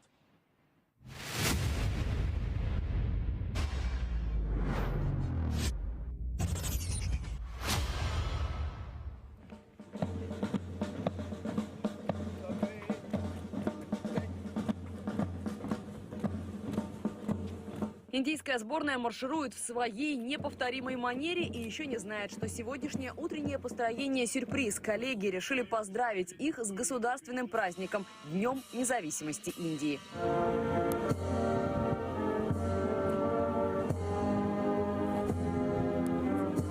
В этот особенный день команда охотно показывает казарму, которая на время игр стала вторым домом, как и положено, минималистично и функционально. Скромный солдатский быт и строгий порядок сегодня немного нарушили, отмечают День независимости Индии. Я с удовольствием присоединюсь. Наше внимание привлекают огромные ящики в холле. Оказывается, это еда. Прошлый визит показал, русская кухня вкусная, но скучают и по родной, так что привезли продукты с собой. Индийская еда более острая, пряная. В прошлый раз мы заметили, что здесь едят менее острую пищу. В столовой гостей встречают затейливо декорированные блюда на любой вкус, пожелания по остроте. Повара тоже постарались учесть. Особый подарок для индийской сборной. Сегодня специальное меню. Понравилось ли оно гостям, узнаем. Вам понравилось? Good afternoon. Да, мне очень нравится. Острая курочка очень хороша. Отличный вкус. Но главный подарок – это возможность разделить радость с другими, рассказывают участники команды. Мы очень счастливы сегодня разделить нашу радость с друзьями из разных стран. Армии разных стран одинаковые, и мы рады, что Российская Федерация дала нам эту возможность участвовать. Мы тренировались и сделаем все, чтобы победить. Индийская команда ранее уже поднималась на верхнюю ступень пьедестала армии. Удастся ли повторить, узнаем совсем скоро. Старт первого этапа уже в эту среду. Надежда Катормас, Игорь Клейн, телеканал «Звезда», Новосибирск. Мы подвели итоги очередного дня армейских международных игр. С вами был Павел Ремнев. Болеем за наших и, конечно, ждем побед. Увидимся на дневниках армии 2022.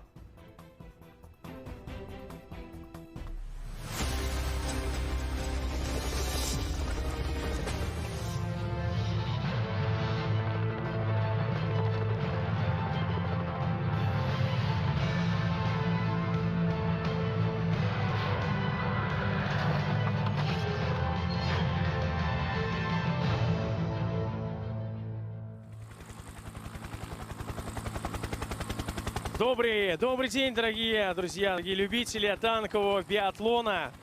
18 августа 2022 года. Мы на 253-м общевойсковом полигоне Алабина Западного военного округа, где вот уже всю неделю проходят индивидуальные заезды 10-го юбилейного конкурса «Танковый биатлон» 8-х армейских международных игр. На полигоне прекрасная погода, 28. Zimbabwe and South Ossetia. 3 tanks are going to be racing in this tank, decided by the cast draw. Division 2 has an odd number of teams. 11 teams feature in the second division, and this three-crew showdown fell to Iran, Zimbabwe, and South Ossetia. We're live on Zvezda, the Star TV channel, introducing the referees: Lieutenant Colonel Vladimir Dzagoyev, South Ossetia; Zimbabwe, Major Lawrence Dubey; and Lieutenant Colonel Muhammad Kamali Ardakani represents Iran.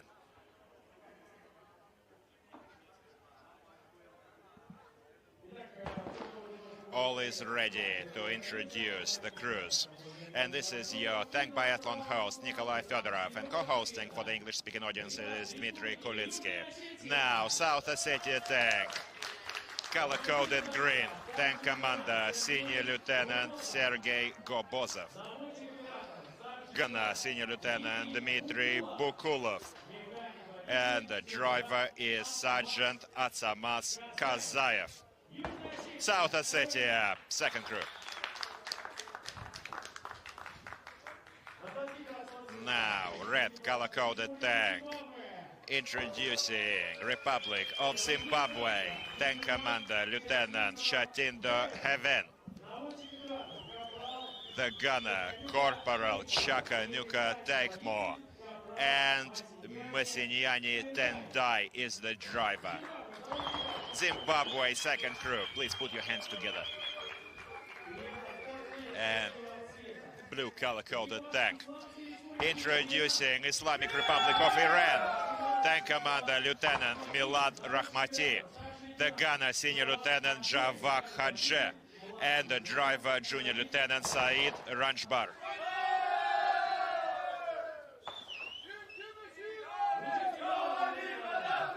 The signal to start the race is given here at Alamina Army Proving Ground.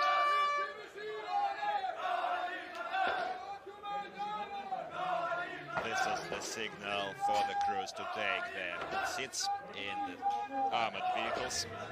Zimbabwe and Iran missed the previous 2 years due to the pandemic situation. Last times we saw them taking the field back in 2019. Well, let's hope this missed time will not affect their performance. 21 teams, 21 nations are featuring in the contest this year. The number is growing year on year. Last year we saw 19 countries, and there are 35 countries as part of 34 international army games. The contests are running in 12 different countries. All of the T-72B3s are provided by the Russian Federation.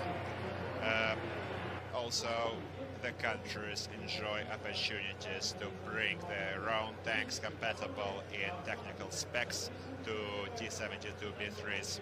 And the People's Republic of China uses their own Type 96Bs, and the Republic of Belarus uses their own armed services, armed forces, T-72B3s that are part of their tank corps. Now, Vladimir Dzagoyev, the coach for South Ossetia.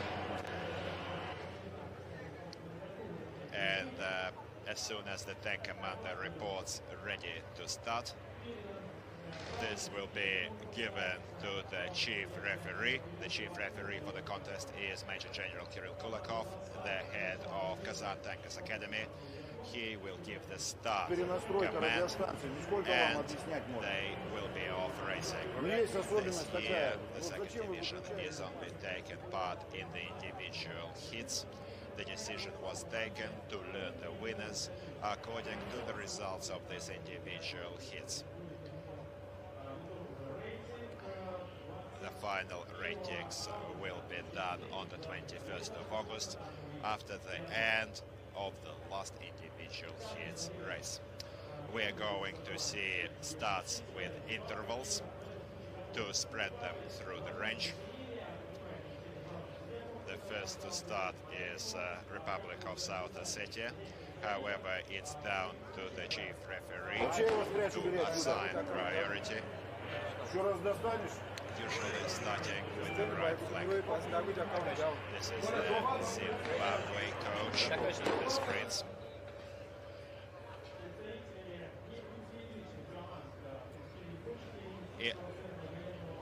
The military armed forces university interpreters provide interpretation for all the non-Russian speaking teams.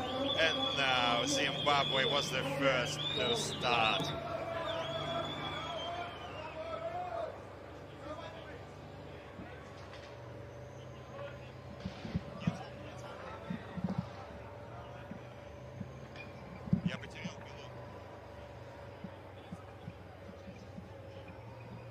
Now, dear friends, we are watching the red tank for Zimbabwe going through the restricted obstacle course.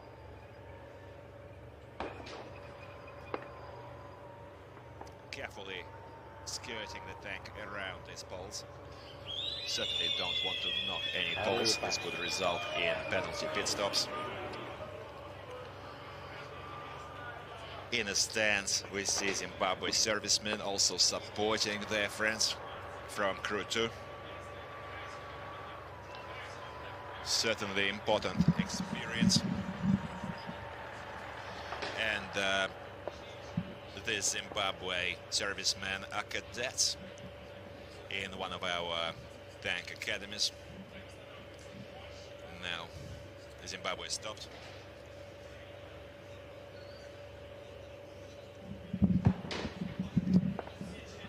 All of the crew members are have to dismount, line up for a quick inspection, and now they can load their 3 standard 125mm shells.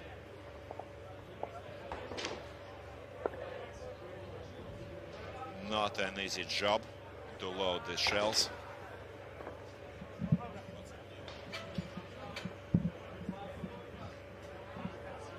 Three rounds are used by the second division teams. However, additional ammunition is issued to first division teams in case targets are not hit. There were changes in the rules this year for both divisions in terms of penalty laps and penalty pit stops. Earlier, we only used to have 1 penalty lap for not hitting the tank targets. This year, missing on the tank targets results in 2 penalty laps, so it's possible to do many extra kilometers, 500 meters per penalty lap, compared to 1 full lap of this tank biathlon of the distance 4 kilometers, 100 meters. And the first fire mission is about to be taken by Zimbabwe. As soon as they report ready, they will proceed to the firing line. 3 targets will be raised simultaneously. That's another difference from the last year, according to the decision taken by the chief commander of the ground forces of Russian Federation, Army General Leonid Alexalikov. The gunners will need to take an independent decision on which target to engage first out of the 3 simultaneously raised in the ground.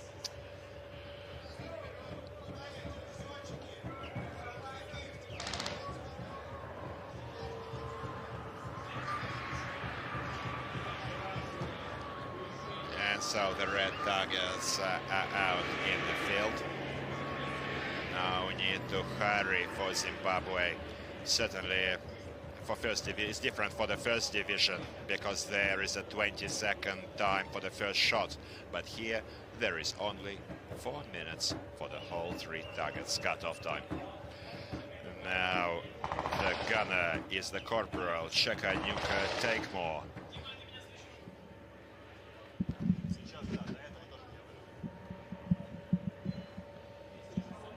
16 to 1800 meter ranges to target. No difference which target to tackle first. All of the targets are perfectly visible. it's down to the gunner as to which to engage first.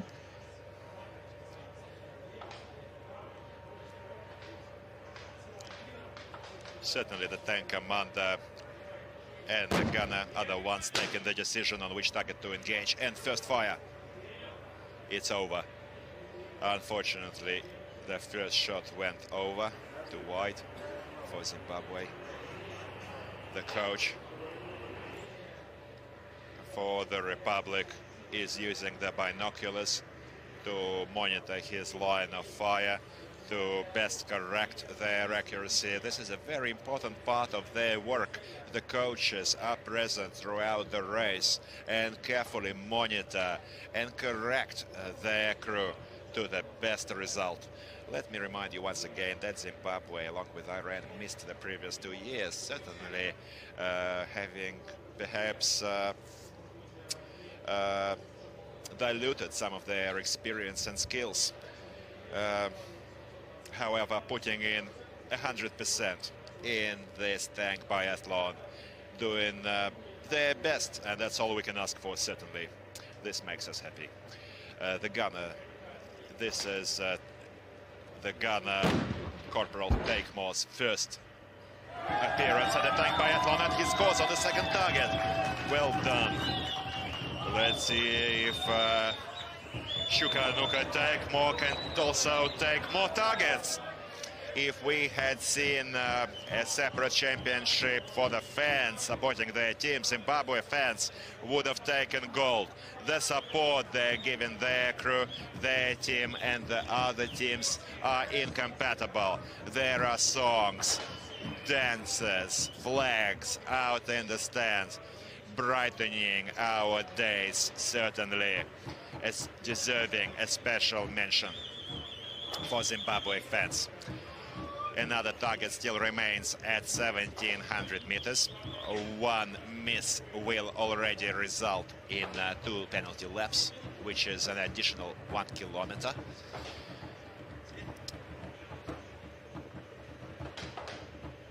Holding our breath.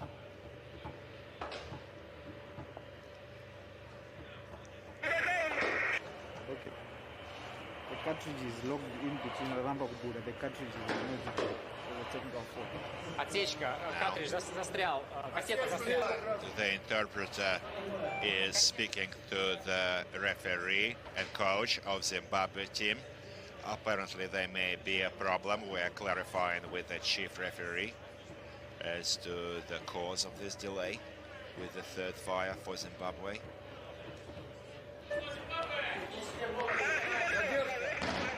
This is the referee for Zimbabwe with his interpreter. Yes, they reported a delay. It's possible that they're going to call for technical assistance. In case the team reports technical delay, 2 timers are started, and the time will be given back to Zimbabwe in case this delay is ruled not through the crew's fault.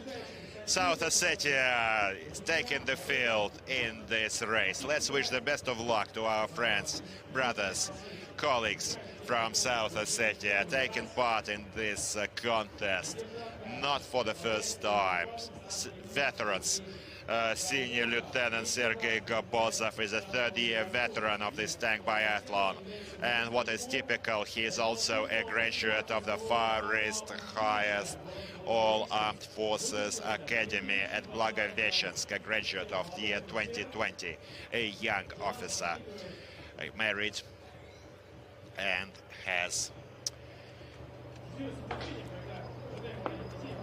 is expecting children.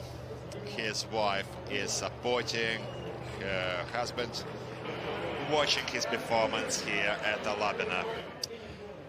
Colonel Zagoyev, the coach, is concerned for his team and is carefully monitoring their progress. They're approaching their loading right now. South Ossetia stops. By the way, the first crew for South Ossetia gave us a very strong performance of 33.06 in the first crew's race.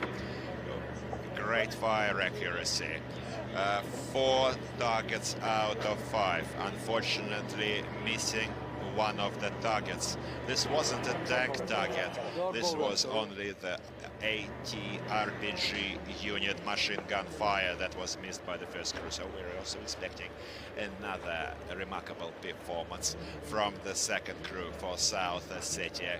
Certainly experienced tankers. Good work. The driver, the gunner, and the tank commander working single-mindedly. Reporting ready to proceed to the fire mission. Hatches must be sealed. This is an important precondition. Certainly the servicemen heard the command of their coach to seal the hatches, and they're off. They're moving towards the firing line. 3 targets, color-coded green, are going to be erected in the next few moments out in the range. Distances, once again, from 16 to 1800 meters.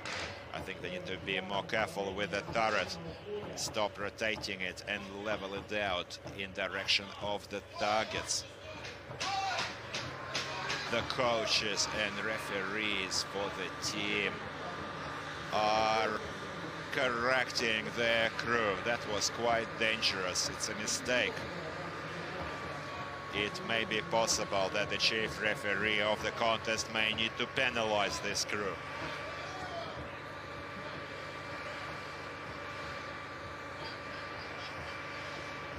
But we see more rotations here. There seems to be a problem here.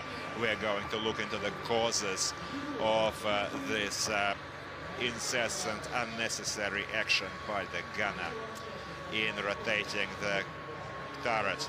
This is a 3rd-year veteran on the fire controls of the tank, of this tank biathlon. So certainly there must be a reason for this, which we will learn later with the coach, the referee for the team, and the chief referee for the contest.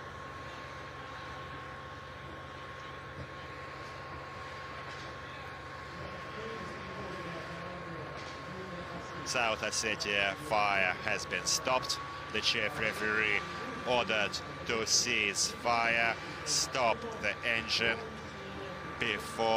until we learn the causes of this incident.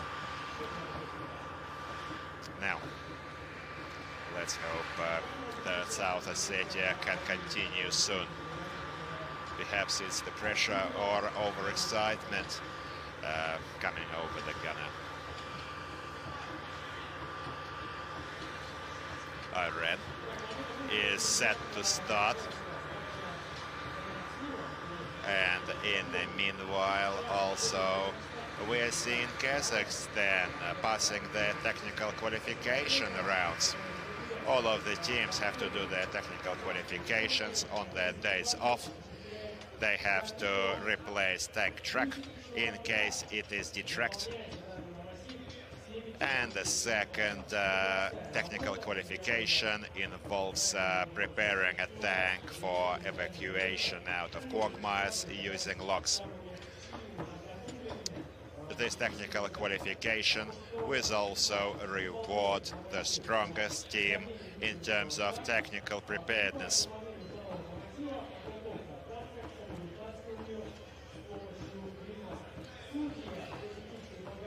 The referees for technical qualification, the referee panel for technical qualification is represented by at least 3 or 4 countries, providing for a clear and transparent procedure. Iran is about to take the field. Last time appearing in this tank biathlon back in 2019, taking the 12th position this year, 2nd division.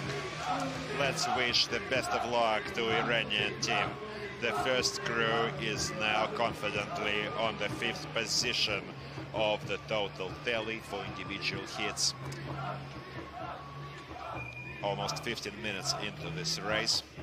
Zimbabwe is still in the first lap, as Iran is going through the restricted maneuvering section.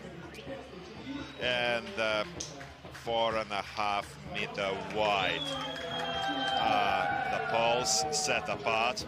White flags by the line flagmen indicate clean passage.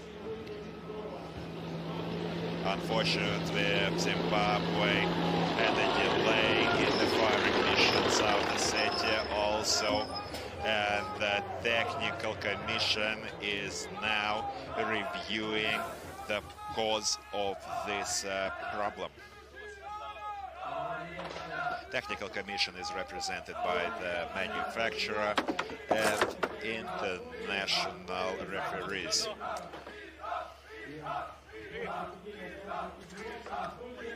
Certainly, the work of our TV cameraman is also so important to provide this great live broadcast.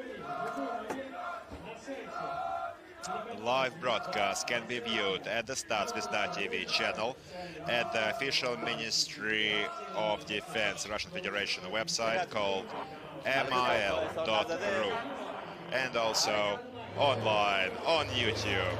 This is your all-time Tank Biathlon host, Nikolai Fedorov, co-hosting for the English-speaking audience in Dmitry Kulinsky. And Iran is now facing its first fire mission of the 3 tank targets.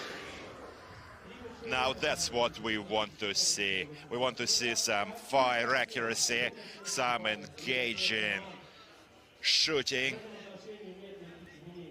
to make this clash truly unforgettable. By the way, the time of the first shot for the second division is not that as important as for the first division. So first division saw a 20-second cutoff for the first shot. However, there are only 4 minutes that is given to engage all the 3 targets for the second division. And the gunner for Zimbabwe.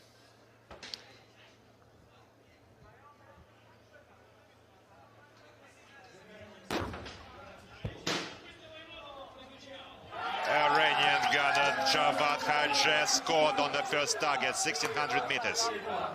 Target is hit and 2 targets still remain. Certainly the fans, the house, want to see some more resultative fire. We want to see all of these targets down in pieces. Holding our breath. Fire, bullseye, well done, well done. Practically a bullseye shot for Iran. Well done, 2 targets out of 3, tackling the 3rd target. And fire. Bravo, well done. What a top show from Iran. Now that's what we wanted, and that's what we love. That's why all the fans are here, to see these amazing fire missions in this adrenaline-fueled motorsport event. Thank you to Javad Hadje, the gunner, second-year veteran for Republic of Iran, making us happy today. 36-year-old serviceman, supported by his loving wife and 2 children. Hopefully they're watching his performance right now. And he's certainly giving them something to be proud of. This live action can be once again seen at the official Ministry of Defense website, Russian Federation, mil.ru, Zvezda, the Star TV channel, and YouTube Live. These are the replays of the 3 shots. The 3 targets for Iran are down. Iranian coaches and referees are quite happy with the performance. However, they are not getting complacent. Concentration is written on their faces, monitoring and correcting their crew's progress along the track.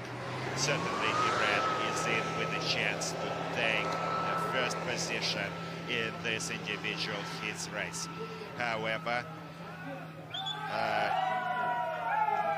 in case there are delays through to the fall of the crew, penalty time will be assigned. However, if the technical commission determines that the delay was not through the crew's fault, this time will be given back to the teams. Very well, Iran managing to ford. The driver, Saeed Ranjwar, lieutenant, 35-year-old, first time at the tank biathlon, a 15-year veteran of many losses, and the day has come for him to uphold all of Iran tankers at this tank biathlon out of the fort. Now reached obstacles. Now they're into the restricted passage soon, then the minefield, and this will be of the lap. T72 B3s in this race, similar to every other range, are identical for every team provided by the hosts, Russian Federation, for all of the teams. However, the nations are also able to import their own armored vehicles used by China and Belarus. This is an upgraded modification of the famous T-72. T-72B3 was commissioned in the Armed Forces Tank Corps in 2012, featuring an 840-power engine, increased and upgraded loading and fire control system, providing for the most modern munitions used. Also, the combat module is equipped with a modern communication devices, providing for closed and open communication channels. The engine enables these tanks to reach speeds over 60 kilometers an hour across rough terrain, but also, as our Russian tankers demonstrated actually 2019 saw 78 kilometers an hour on this track. However, 2020, the record still standing remains at 84 kilometers per hour. 3 out of 5 for Iran. Great results on the fire mission. Still about to face the next 2 fire missions on the helicopter and AT unit. Recorded their first lap time, 8:13. Very well. Progressing excellently across the range. Tread way past, white flags by the linemen. And this is the next obstacle, designated pit stop. That replaces the rake that was used in the previous years. Right now, this obstacle requires dismounting, conducting an inspection of the vehicle, load the machine gun for the anti-aircraft fire, to tackle the next fire mission on the low-flying enemy helicopter imitating target. Zimbabwe, having eliminated the technical delay, is about to continue their first fire mission with 1 target down out of 3. This is their last shot on the 3 tank targets. The Technical Commission has just learned, dear friends, news just in, that this technical delay was not through the crew's fault for Zimbabwe. The time wasted will be added back to the team's time. We're going to see the correction of this time on the screen, and we will soon see Zimbabwe's total time without the technical delay.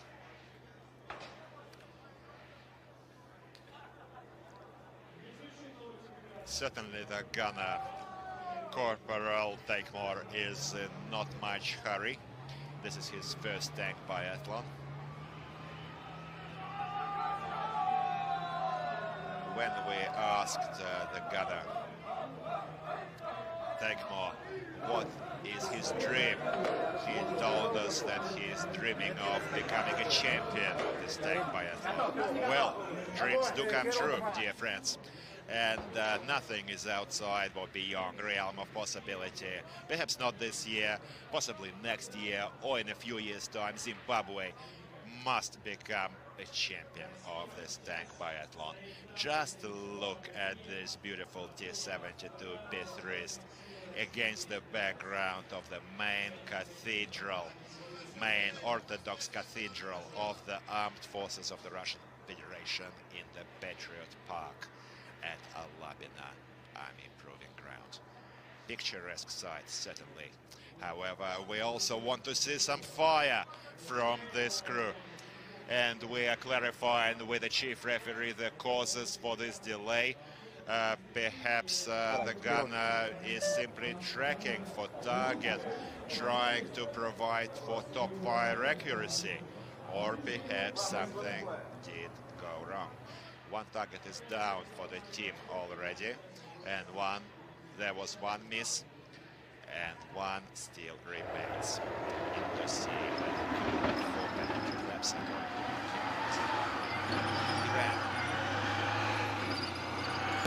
Past the obstacle, and Zimbabwe finally fires, and it's a hit. Well done. Chakayanuka takes down the next target. Well done for Mr. Take More. Now we recall the previous occasions in the previous years when Zimbabwe had not struck any targets. However, today we see that that this team has certainly done their homework. And the gunner, Corporal Take More, is showing us some of the right stuff today. 2 targets out of 3.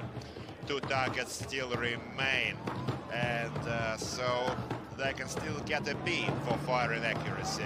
However, it's quite hard to evaluate the work of the crew during the contest, because it doesn't only involve the fire missions. However, fire missions are certainly a priority, especially on these 3 tank targets with the main caliber weapon, because the tanks are designed for using the main caliber weapon, this 125mm cannon, and only secondary is the additional machine guns for the anti-aircraft machine gun. There is huge experience in using anti-aircraft machine guns for striking helicopters. Now Iran helicopter target, 15 rounds were loaded with 6 traces to better correct fire accuracy, and Iran is about to take on this next target. He fires already, few rounds are out, short volleys as to better correct his fire. In case the target is hit, we're going to see the fire smoking. It's smoking! The target is down for Zimbabwe. Unload, get rid of the belt, report weapon unloaded, secured, seal hatches, and progressing along. Iran, the 4th target out of 5. Great fire accuracy for Iran today. Lieutenant Milad Rakhmati is the tank commander. First time, only 25-year-old serviceman representing the honor of Iranian tankers. Iran fans and supporters are on their feet, screaming, shouting, singing. Iran, Iran, we can hear them shouting in the stands, cheering their heroes along. Certainly a lot depends on the support, and speaking to the tankers, we always learn, they say that they don't hear the applause, the voices, the thunderclap of the applause coming from the stands, but they certainly feel it. And if you are even in online audiences today in a live broadcast of the Stardust TV channel or the Mil.ru online YouTube, please support, cheer our tankers taking part in this contest. They can certainly feel it, and this will improve their performances, hopefully. This is a long straight, and certainly 69 kilometers an hour was the speed just recorded by the Iranian tank driver for Iran. Saeed Ranjbar, junior lieutenant, is screaming along this track into the next obstacles. This is the second lap for Iran, 15:42 into the race.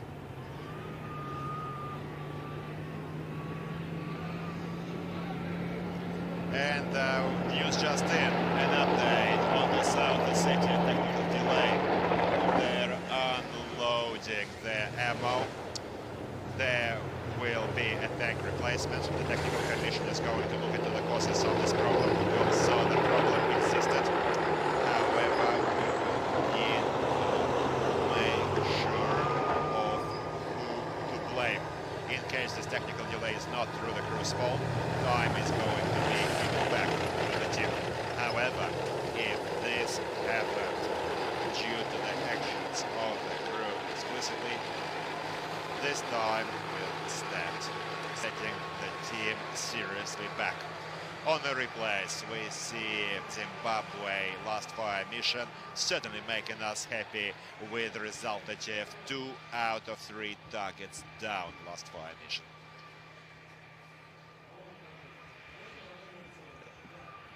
This was the replay. Well done. Well done for Zimbabwe.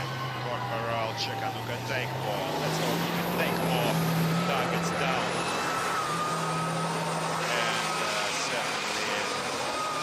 Obstacle is also correctly transversed. Correct gears need to be chosen. And this is the maneuvering. Oh no, the pole we saw falling was certainly a red flag. This will result in a penalty pit stop for the team. Well, it was a fail for Zimbabwe. They will need to enter the pit stop once they're out of this anti-tank trench. No stopping, no rollbacks are allowed. Well,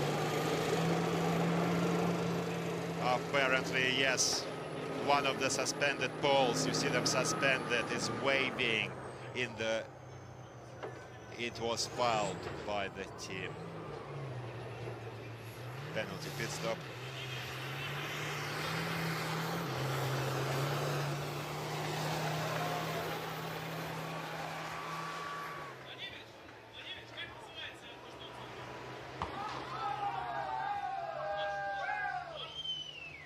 Apparently, the left board has been ripped off the tank when discarding the obstacle poles. They not only knocked down the poles, but they removed the whole side. And apparently the oil tank as well. Certainly the manufacturer's representatives will need to work on this tank to remove this damage.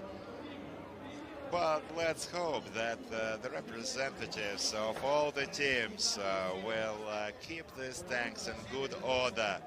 These fine fighting machines provided in goodwill spirit to all of the crews in this tank biathlon. Technical referee has a problem with the Iranian obstacle on the last track, the last treadway. We're trying to look whether there was a foul on the treadway, and Iran is now preparing for the next fire mission, and Zimbabwe just records their first lap time. 34 minutes and 5 seconds.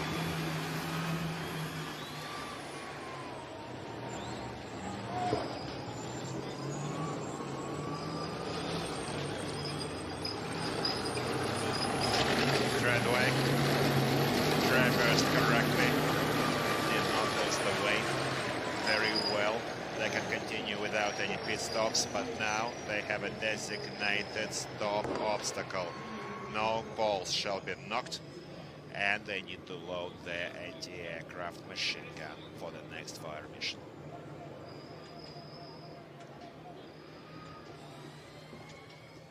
Iran. We're watching the replay of the tank bridge. No, it's okay. They did not lose the way. Correct passage, clean passage was indicated. Now anti-aircraft machine gun is set up in the correct position. Zimbabwe is also installing their machine gun. They need to set it up properly. Lock it, load it, so that it doesn't move around, and can help the team achieve hits on this target. There's a special lock that the machine gun goes into, a locking groove. Be careful now. Apparently it's not working out for Zimbabwe, perhaps they're in too much of a hurry.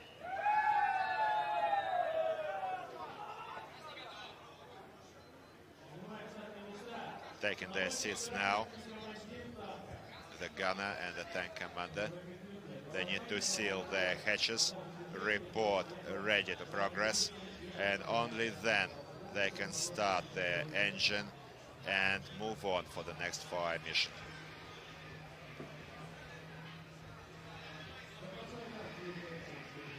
The replacement tank for South Ossetia is approaching the team. Ammunition was unloaded. We will learn the decision on South Ossetia in the next few minutes, whether they will go to their fire mission or go directly to penalty laps for non-striking. Targets number 12. Iran, in the meanwhile, in the pit stop. They need to perform an inspection of the vehicle, and just watch Iran in the slope. There was a pole knocked. Certainly was. At least one pole was knocked, another scuffed. For this reason, the crew is now stopping, turning off the engine, and exits the tank, conducting a visual inspection. Then, once again, rear lighting, taking their seats, sealing the hatches, reporting, once again lining up, and progresses along the track. This takes about 1 minute on average.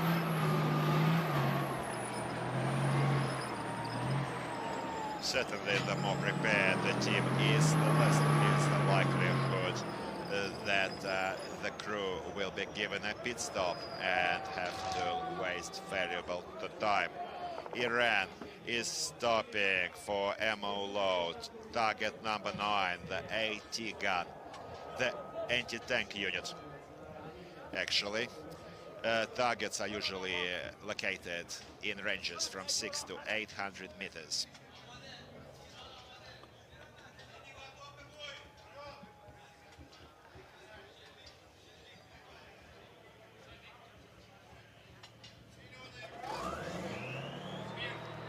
All eyes on screen. The target, AT-RPG unit, glass covered, is out in the field. Even if one round strikes this target, it will shatter to pieces, giving us valuable indications as to the crew's fire accuracy. Tracking for target, 24-24. Great time for Iran. Actually, dear friends, if they can hit this target and escape the penalty lap, they're in with a chance to become the leaders of the individual hits. Overall tally.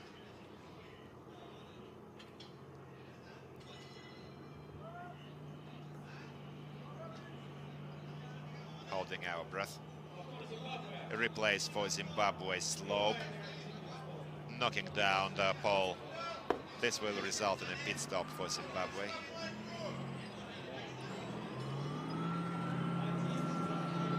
One penalty lap recorded for Zimbabwe, for Iran, sorry, unfortunately for Iran fans. They still have some minutes to catch up on Myanmar first group best time. However, this penalty pit stop may be too wasteful in terms of time, preventing Iran from surging into the top of the rankings for the division.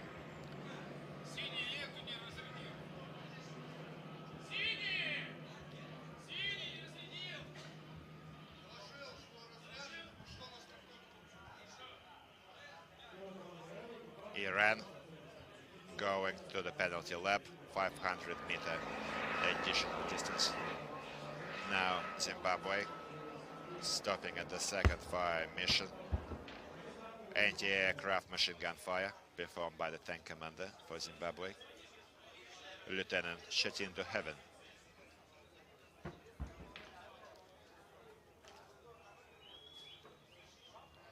Iran so far showing us the best fire accuracy in this round, closely followed by Zimbabwe. No hurry there displayed by Zimbabwe servicemen. No, certainly don't want to make any mistakes when loading this machine gun. They certainly don't want it to jam, do they?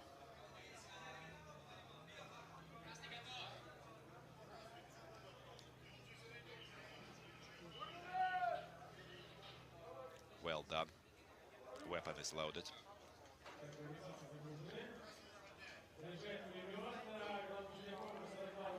The chief referee gives permission to open fire. Targets are raised. The helicopter target representing the low-flying enemy helicopter is out at the range of 900 meters. 12.7 caliber is the caliber of this Cord anti-aircraft machine gun. Standard equipment, large size shells, 12.7 millimeters. However, we're not seeing the tank commander firing yet. Apparently there are some difficulties. Perhaps he was connecting his comms. He's back online now in live contact, live comms with his coaches and referee, so as to best correct his fire accuracy. And the green color-coded tank, South Ossetia, is now in the fire mission. The 3 tank targets, South Ossetia, let's go. Keeping our fingers crossed for a positive result on the 3 targets. While Zimbabwe is still on the anti-aircraft machine gun. Opened fire, volleys are flying, but we see no fire on the flare indicating target hit. They need to correct their fire to the left from the command post. The referee and the coach can observe the fire accuracy and can easily correct fire. Everyone uses different methods for fire correction, but still it's quite necessary to be in live communications with the tower. Still, ammunition remains, probably just 1 volley. Short volleys are the order of fire on these 2 machine gun targets, because only 15 rounds are issued for this mission. Very close to the target. We saw it strike the post to the left, but it's not the post but the target that needs to be hit. Unfortunately, he is out of ammo, discarding the cartridge belt, and weapon unloaded, about to secure it and report ready to move.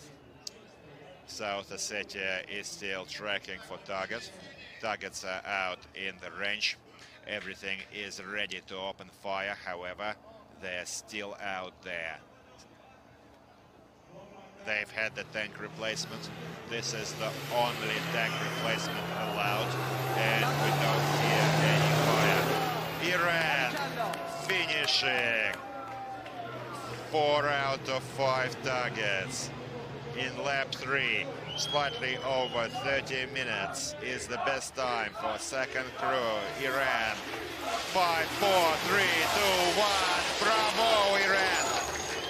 30 minutes and 43 seconds, best time. Crew 2, Iran. Dear friends, right now, this is the second time in the total second division rankings. Best time still held by Myanmar. However, Iran is now in the second rankings. Great work, great fire accuracy, making us happy today. Reintroducing the team, Tank Commander Lieutenant Milad Rahmati, Gunner Senior Lieutenant Javad Ajay, and the driver Junior Lieutenant Saeed Rajbar. Second Division, Crew 2, Iran. Well done. That's why we're all here. That's the tank biathlon we wait. We expect for the whole 12 months of the year, and then meet here at Alabina Army Proving Ground, observing the shows, the clashes of the world-class tankers from all of the countries participating in the tank biathlon. Iran is flying their national colors out in the parade ground of Alabina Army Proving Ground, thanking, exchanging military salutes with all the coaches, referees, the fans, thanking their audiences online and offline. Everyone watching us live. Iran, bravo, well done. We will eagerly expect the showdown from the third cruise, and hopefully Iran's third crew will also surprise us even more than the second. Zimbabwe still in lap 2. 46:55, 47 minutes now.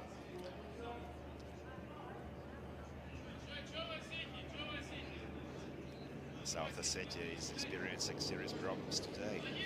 Certainly something like that can really shake up the crew. One tank, first tank is changed. Now, one allowed replacement is also received.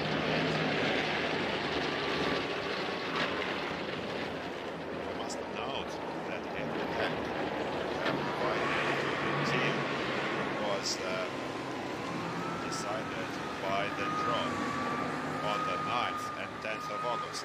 Since the 10th of August, the team had to independently service and maintain their equipment, assisted by the representatives of the manufacturer UVZ and also the technical experts from the from the Western Military District, Alabina Proving Ground. South Ossetia had already used these tanks for the first cruise. However, now we see the unexpected, and the decision, news just in, unfortunately for all the South Ossetia fans, the crew is now disqualified. One tank replacement was only possible for this race. Only one tank replacement per round. In case replacement was done, the rules state that no more replacements are available. For this reason, the team is relegated to the bottom rankings in the second division. Certainly sad for South Ossetia. We love our South Ossetia team. We're always happy to welcome them at this tank biathlon. However, this is the tank biathlon, and unfortunately, the rules are the rules for everyone. Now we're expecting the third crew in the coming days from South Ossetia to not experience the problems that plagued the second crew in this ill-fated showdown by South Ossetia. In a Meanwhile, Zimbabwe, second left, continues along. 2 targets out of 5 down for the team. Unfortunately, target number 25, the enemy helicopter, was not hit. Only 1 tank remains. Just look at the drift. Careful now. Just in the previous hits, we saw almost a flip by the second group. Thankfully, the tank was not flipped over, but they were close after a drifting fast turn. The technical commission and manufacturer will need to look into the causes yet, and some things may change for Armenia total time. Now, Zimbabwe in the anti-tank trench. Last time Zimbabwe first crew stopped in the anti-tank trench and damaged the tank. Well, thankfully white flags indicate clean passage by Zimbabwe. Zimbabwe fans and servicemen in the stands are supporting their teammates. Last lap remains for Zimbabwe in this race. And now we hear the war drums here at Alabina from Zimbabwe fans. Once again, please note, Zimbabwe fans deserve a special mention. Unequivocally champions for cheerleading and supporting their teams. Beating the war drums now, urging their team for a great performance.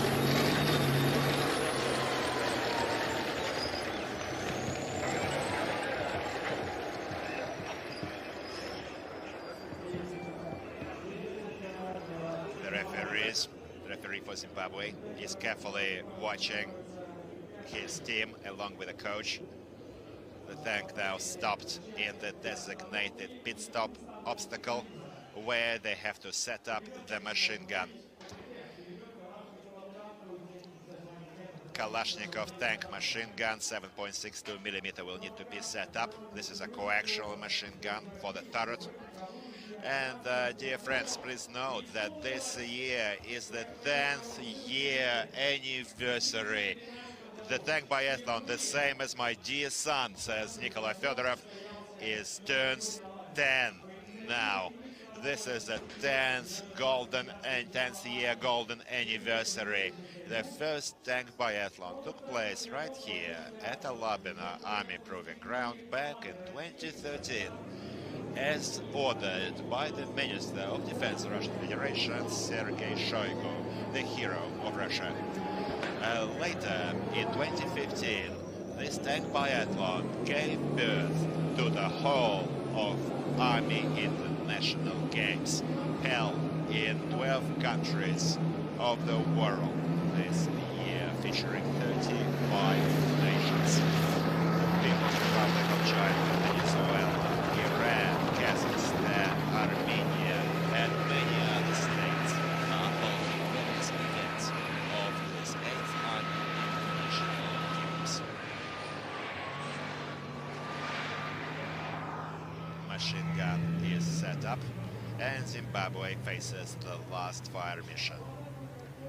Well, the tank biathlon traditionally is the most audience attracting contest of all of the 34 contests of the Army Games. The hosts, the organizers, do their utmost to provide for a great show. Various contests are also run. Artillery Masters, Sniper Frontier is held in Iran and Venezuela this year, Army Recon, and even the Cavalry Marathon done for Korean troops. Drone contest.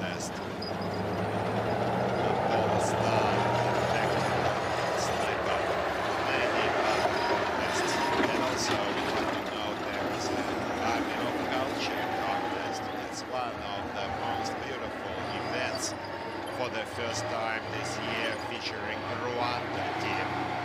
This contest sees performances, songs, orchestras, military bands from these countries.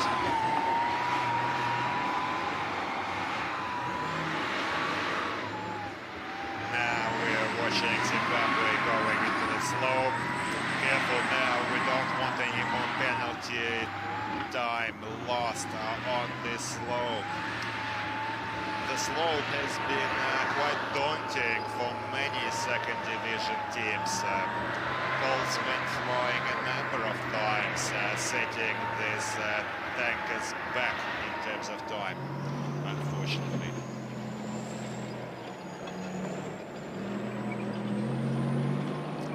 Obstacle pole was knocked. Red flag. Well, difference. Very soon, unfortunately, we will need to stop the fire to provide for air safety. To save time, decision was taken by the chief referee not to send Zimbabwe to pit stops for violating the obstacles, just to save time. However, average time wasted in pit stops will be added to Zimbabwe times. Zimbabwe now loading the Kalashnikov coaxial machine gun. Only 5 targets are necessary to be need to be engaged in the individual hits during the 3 laps.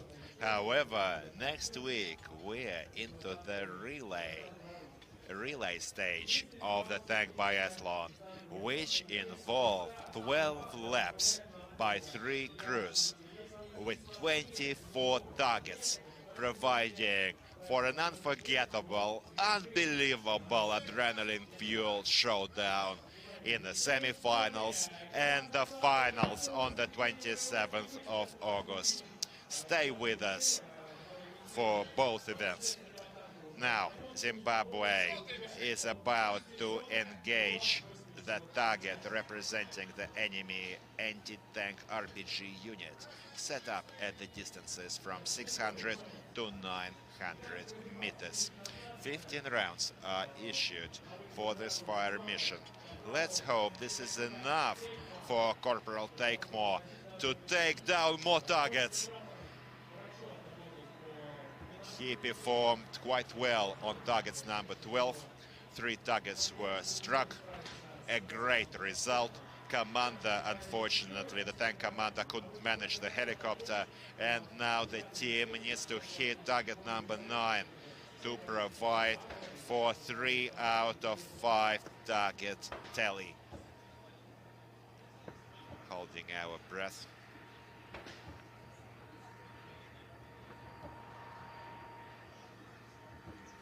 "58 minutes into the race.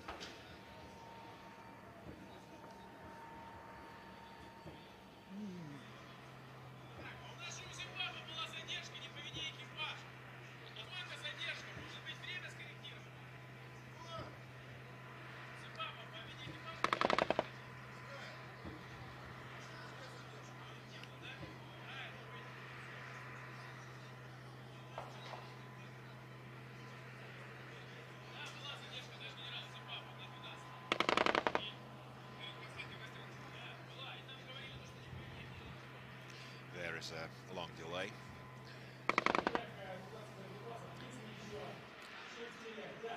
Hopefully they still have ammunition. Yes, fire is being conducted. The target was fired upon, however, it's not hit. Let's hope the last round can reach the target and shatter it to pieces, unless it's a miss, which will result in the penalty lap. However, it's possible that to save time, in case penalty lap is assigned, the time spent on average penalty laps will be added and the race will be concluded, because there have been next to Vnukovo International Moscow Airport, and sometimes the routes of civilian aircraft pass close to the range. Certainly a tank cannot provide any problems to the overflying aircraft, but this is a serious safety consideration. And aviation rules indicate no fire when civilian aircraft are passing by. Zimbabwe fans are out there with the war drums, waiting to welcome their heroes. Zimbabwe in the penalty distance, 500 meters. And now an announcement in the coming days. We're in for more adrenaline-fueled action with the clashes of the first and second division. By the way, Zimbabwe had a technical delay of 17 minutes with change, but through no fault of the crew. That's why the 17:08 is going to be deduced from the total Zimbabwe time, and we're going to see corrected time in a few moments. Right now, Iran became the leader of this race at 30:43, and South Ossetia, to the greatest regret of the fans and the team, was not able to perform. One tank replacement was performed, however, the race was not conducted. Only one tank replacement is allowed by the tank biathlon rules, and if this has been done, it is simply prohibited to replace tanks again. In this case, the crew is not disqualified, actually. Correction, is not disqualified, but it cannot continue the race and goes to the bottom of the rankings. It's almost 60 kilometers an hour racing the Zimbabwe Arma. All the tanks are outfitted with GPS trackers that provide us with live location and speed data. So far this year, maximum speed logged was 79 kilometers an hour, and there's a lot on the track. But certainly no hurry is needed. These tanks certainly should be cared for, same as your own vehicles. Not everyone flies as hard as 84 kilometers an hour. And 45:17 for Zimbabwe. Second crew has a chance to become the leaders of their team, beating the best time of the first crew. These are important statistics that also need to be considered in further preparation and homework throughout the year back at home.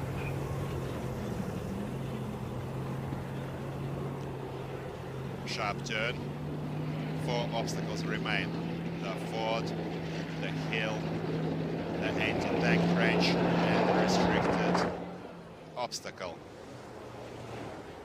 Now this is the last race of the day, and tomorrow friends for another three of the first division teams. Azerbaijan and Mongolia showdown, and the second race for tomorrow will feature second division crews Abkhazia, Tajikistan, and Sudan. Tomorrow, Azerbaijan, Mongolia, first division, Abkhazia, Tajikistan, and Sudan, second division. Stay with the tank biathlon live at the start TV channel, the Ministry of Defense website, Russian Federation Field Group, YouTube, online. So, supporting Russian Federation, supporting all of the teams taking part in this legendary epic tank biathlon fashion.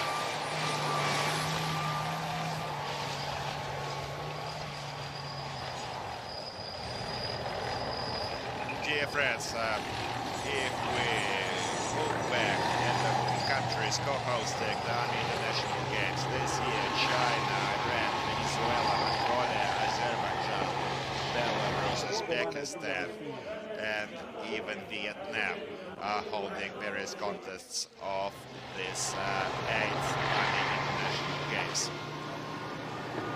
Zimbabwe careful now, almost breaching the poles. Lucky correcting the tank. Well, face the next obstacle is the anti-tank trench. Let's hope they don't repeat the mistake from the first crew. This is the last obstacle remaining before the finish line. Let's go, Zimbabwe. Second crew. Almost at the finish line. Good work. Considering the 2-year break Zimbabwe took from the tank biathlon due to the pandemic. Zimbabwe performed strong. We feel that this is a great show from Zimbabwe because at earlier years their results were significantly poorer. Now, please put your hands together for Zimbabwe at the finish line. Bravo, Zimbabwe.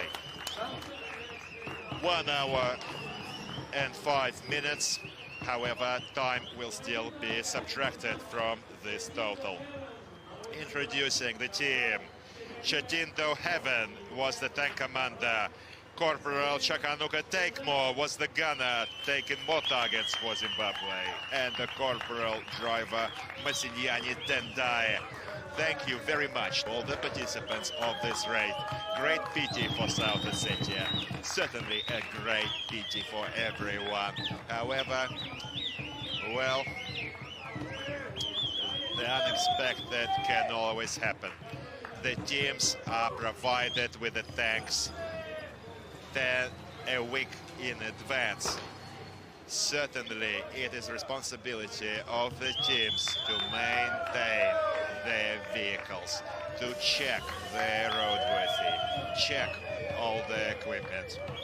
Now, once again, Zimbabwe fans are all here. The war drums, the songs, the dancers welcome the national colors of Zimbabwe in this parade ground.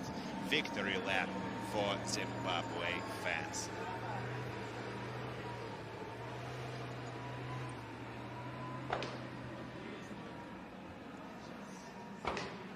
Memorable occasion, certainly, in this unforgettable show that is the tank biathlon. Unmatched, unforgettable, unrepeated. Certainly, this contest remains unique worldwide. An absolutely brilliant motorsport event.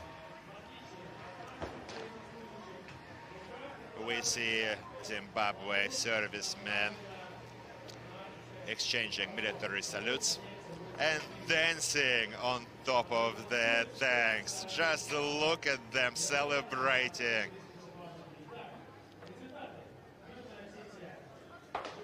Results: South Ossetia could not perform.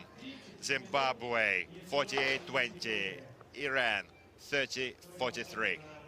69 kilometers an hour was the best time, was the best speed locked by Iran in this race. And now let's go over to the highlights while Zimbabwe celebrates its finish.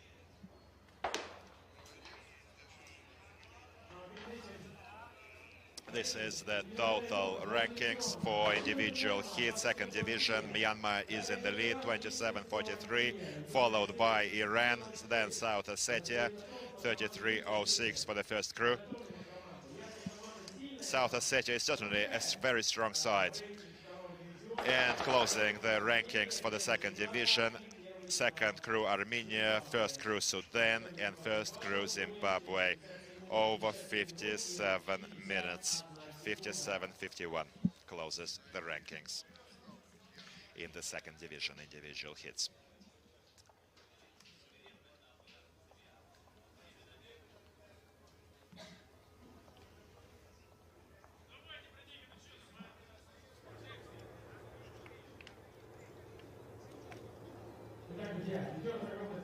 Friends, thank you for joining us here today, online and offline at Alamina Army Proving Ground, watching us online in this live broadcast. So this is the Tank Biathlon 10th golden anniversary.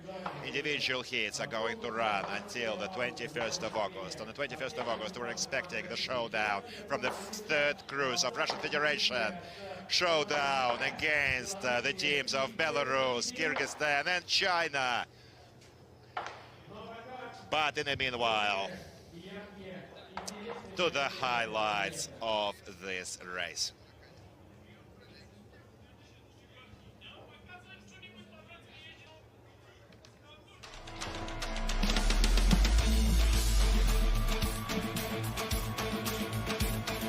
Zimbabwe now, second position in this race. Well, everything has already been said. All that remains is to wish the best of luck in the third group. They need to collect themselves, raise themselves, do their homework, learn some hard lessons that were made by the previous group, and surprise all of the fans. Well, everything is possible, anything is possible yet. Hope Zimbabwe can yet become leaders of the individual heats. We are supporting all of the teams and wishing the best of performance. Just look at Zimbabwe in this race. You just saw the backside skirt being knocked off out of the anti-tank bridge. Braving the board obstacles. Certainly an unforgettable show for Zimbabwe. Slightly different military salutes in Zimbabwe.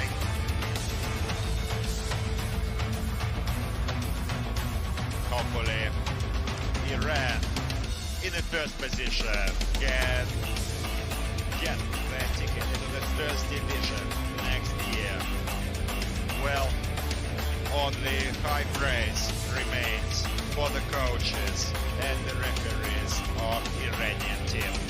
Fine fire accuracy, minimum mistakes, making for a bright event. That's what we all have come here to see. That's what the fans are expecting. Dear friends, this was your all-time host, Nikolai Fedorov. Co-hosting for the English-speaking audiences, Dmitry Kulitsky. Stay with us for the tank biathlon. Support Russian Federation. Support all the teams of all the other nations flying their colors here at Alameda. Take care of each other, love each other, and stay well. Your Ministry of Defense, Russian Federation Armed Forces are always here, that always next to you. And a huge thank you to all the fans. And see you again. South Ossetia is on the screen now. We saw that Ossetia was taken off this race and could not continue. See you again.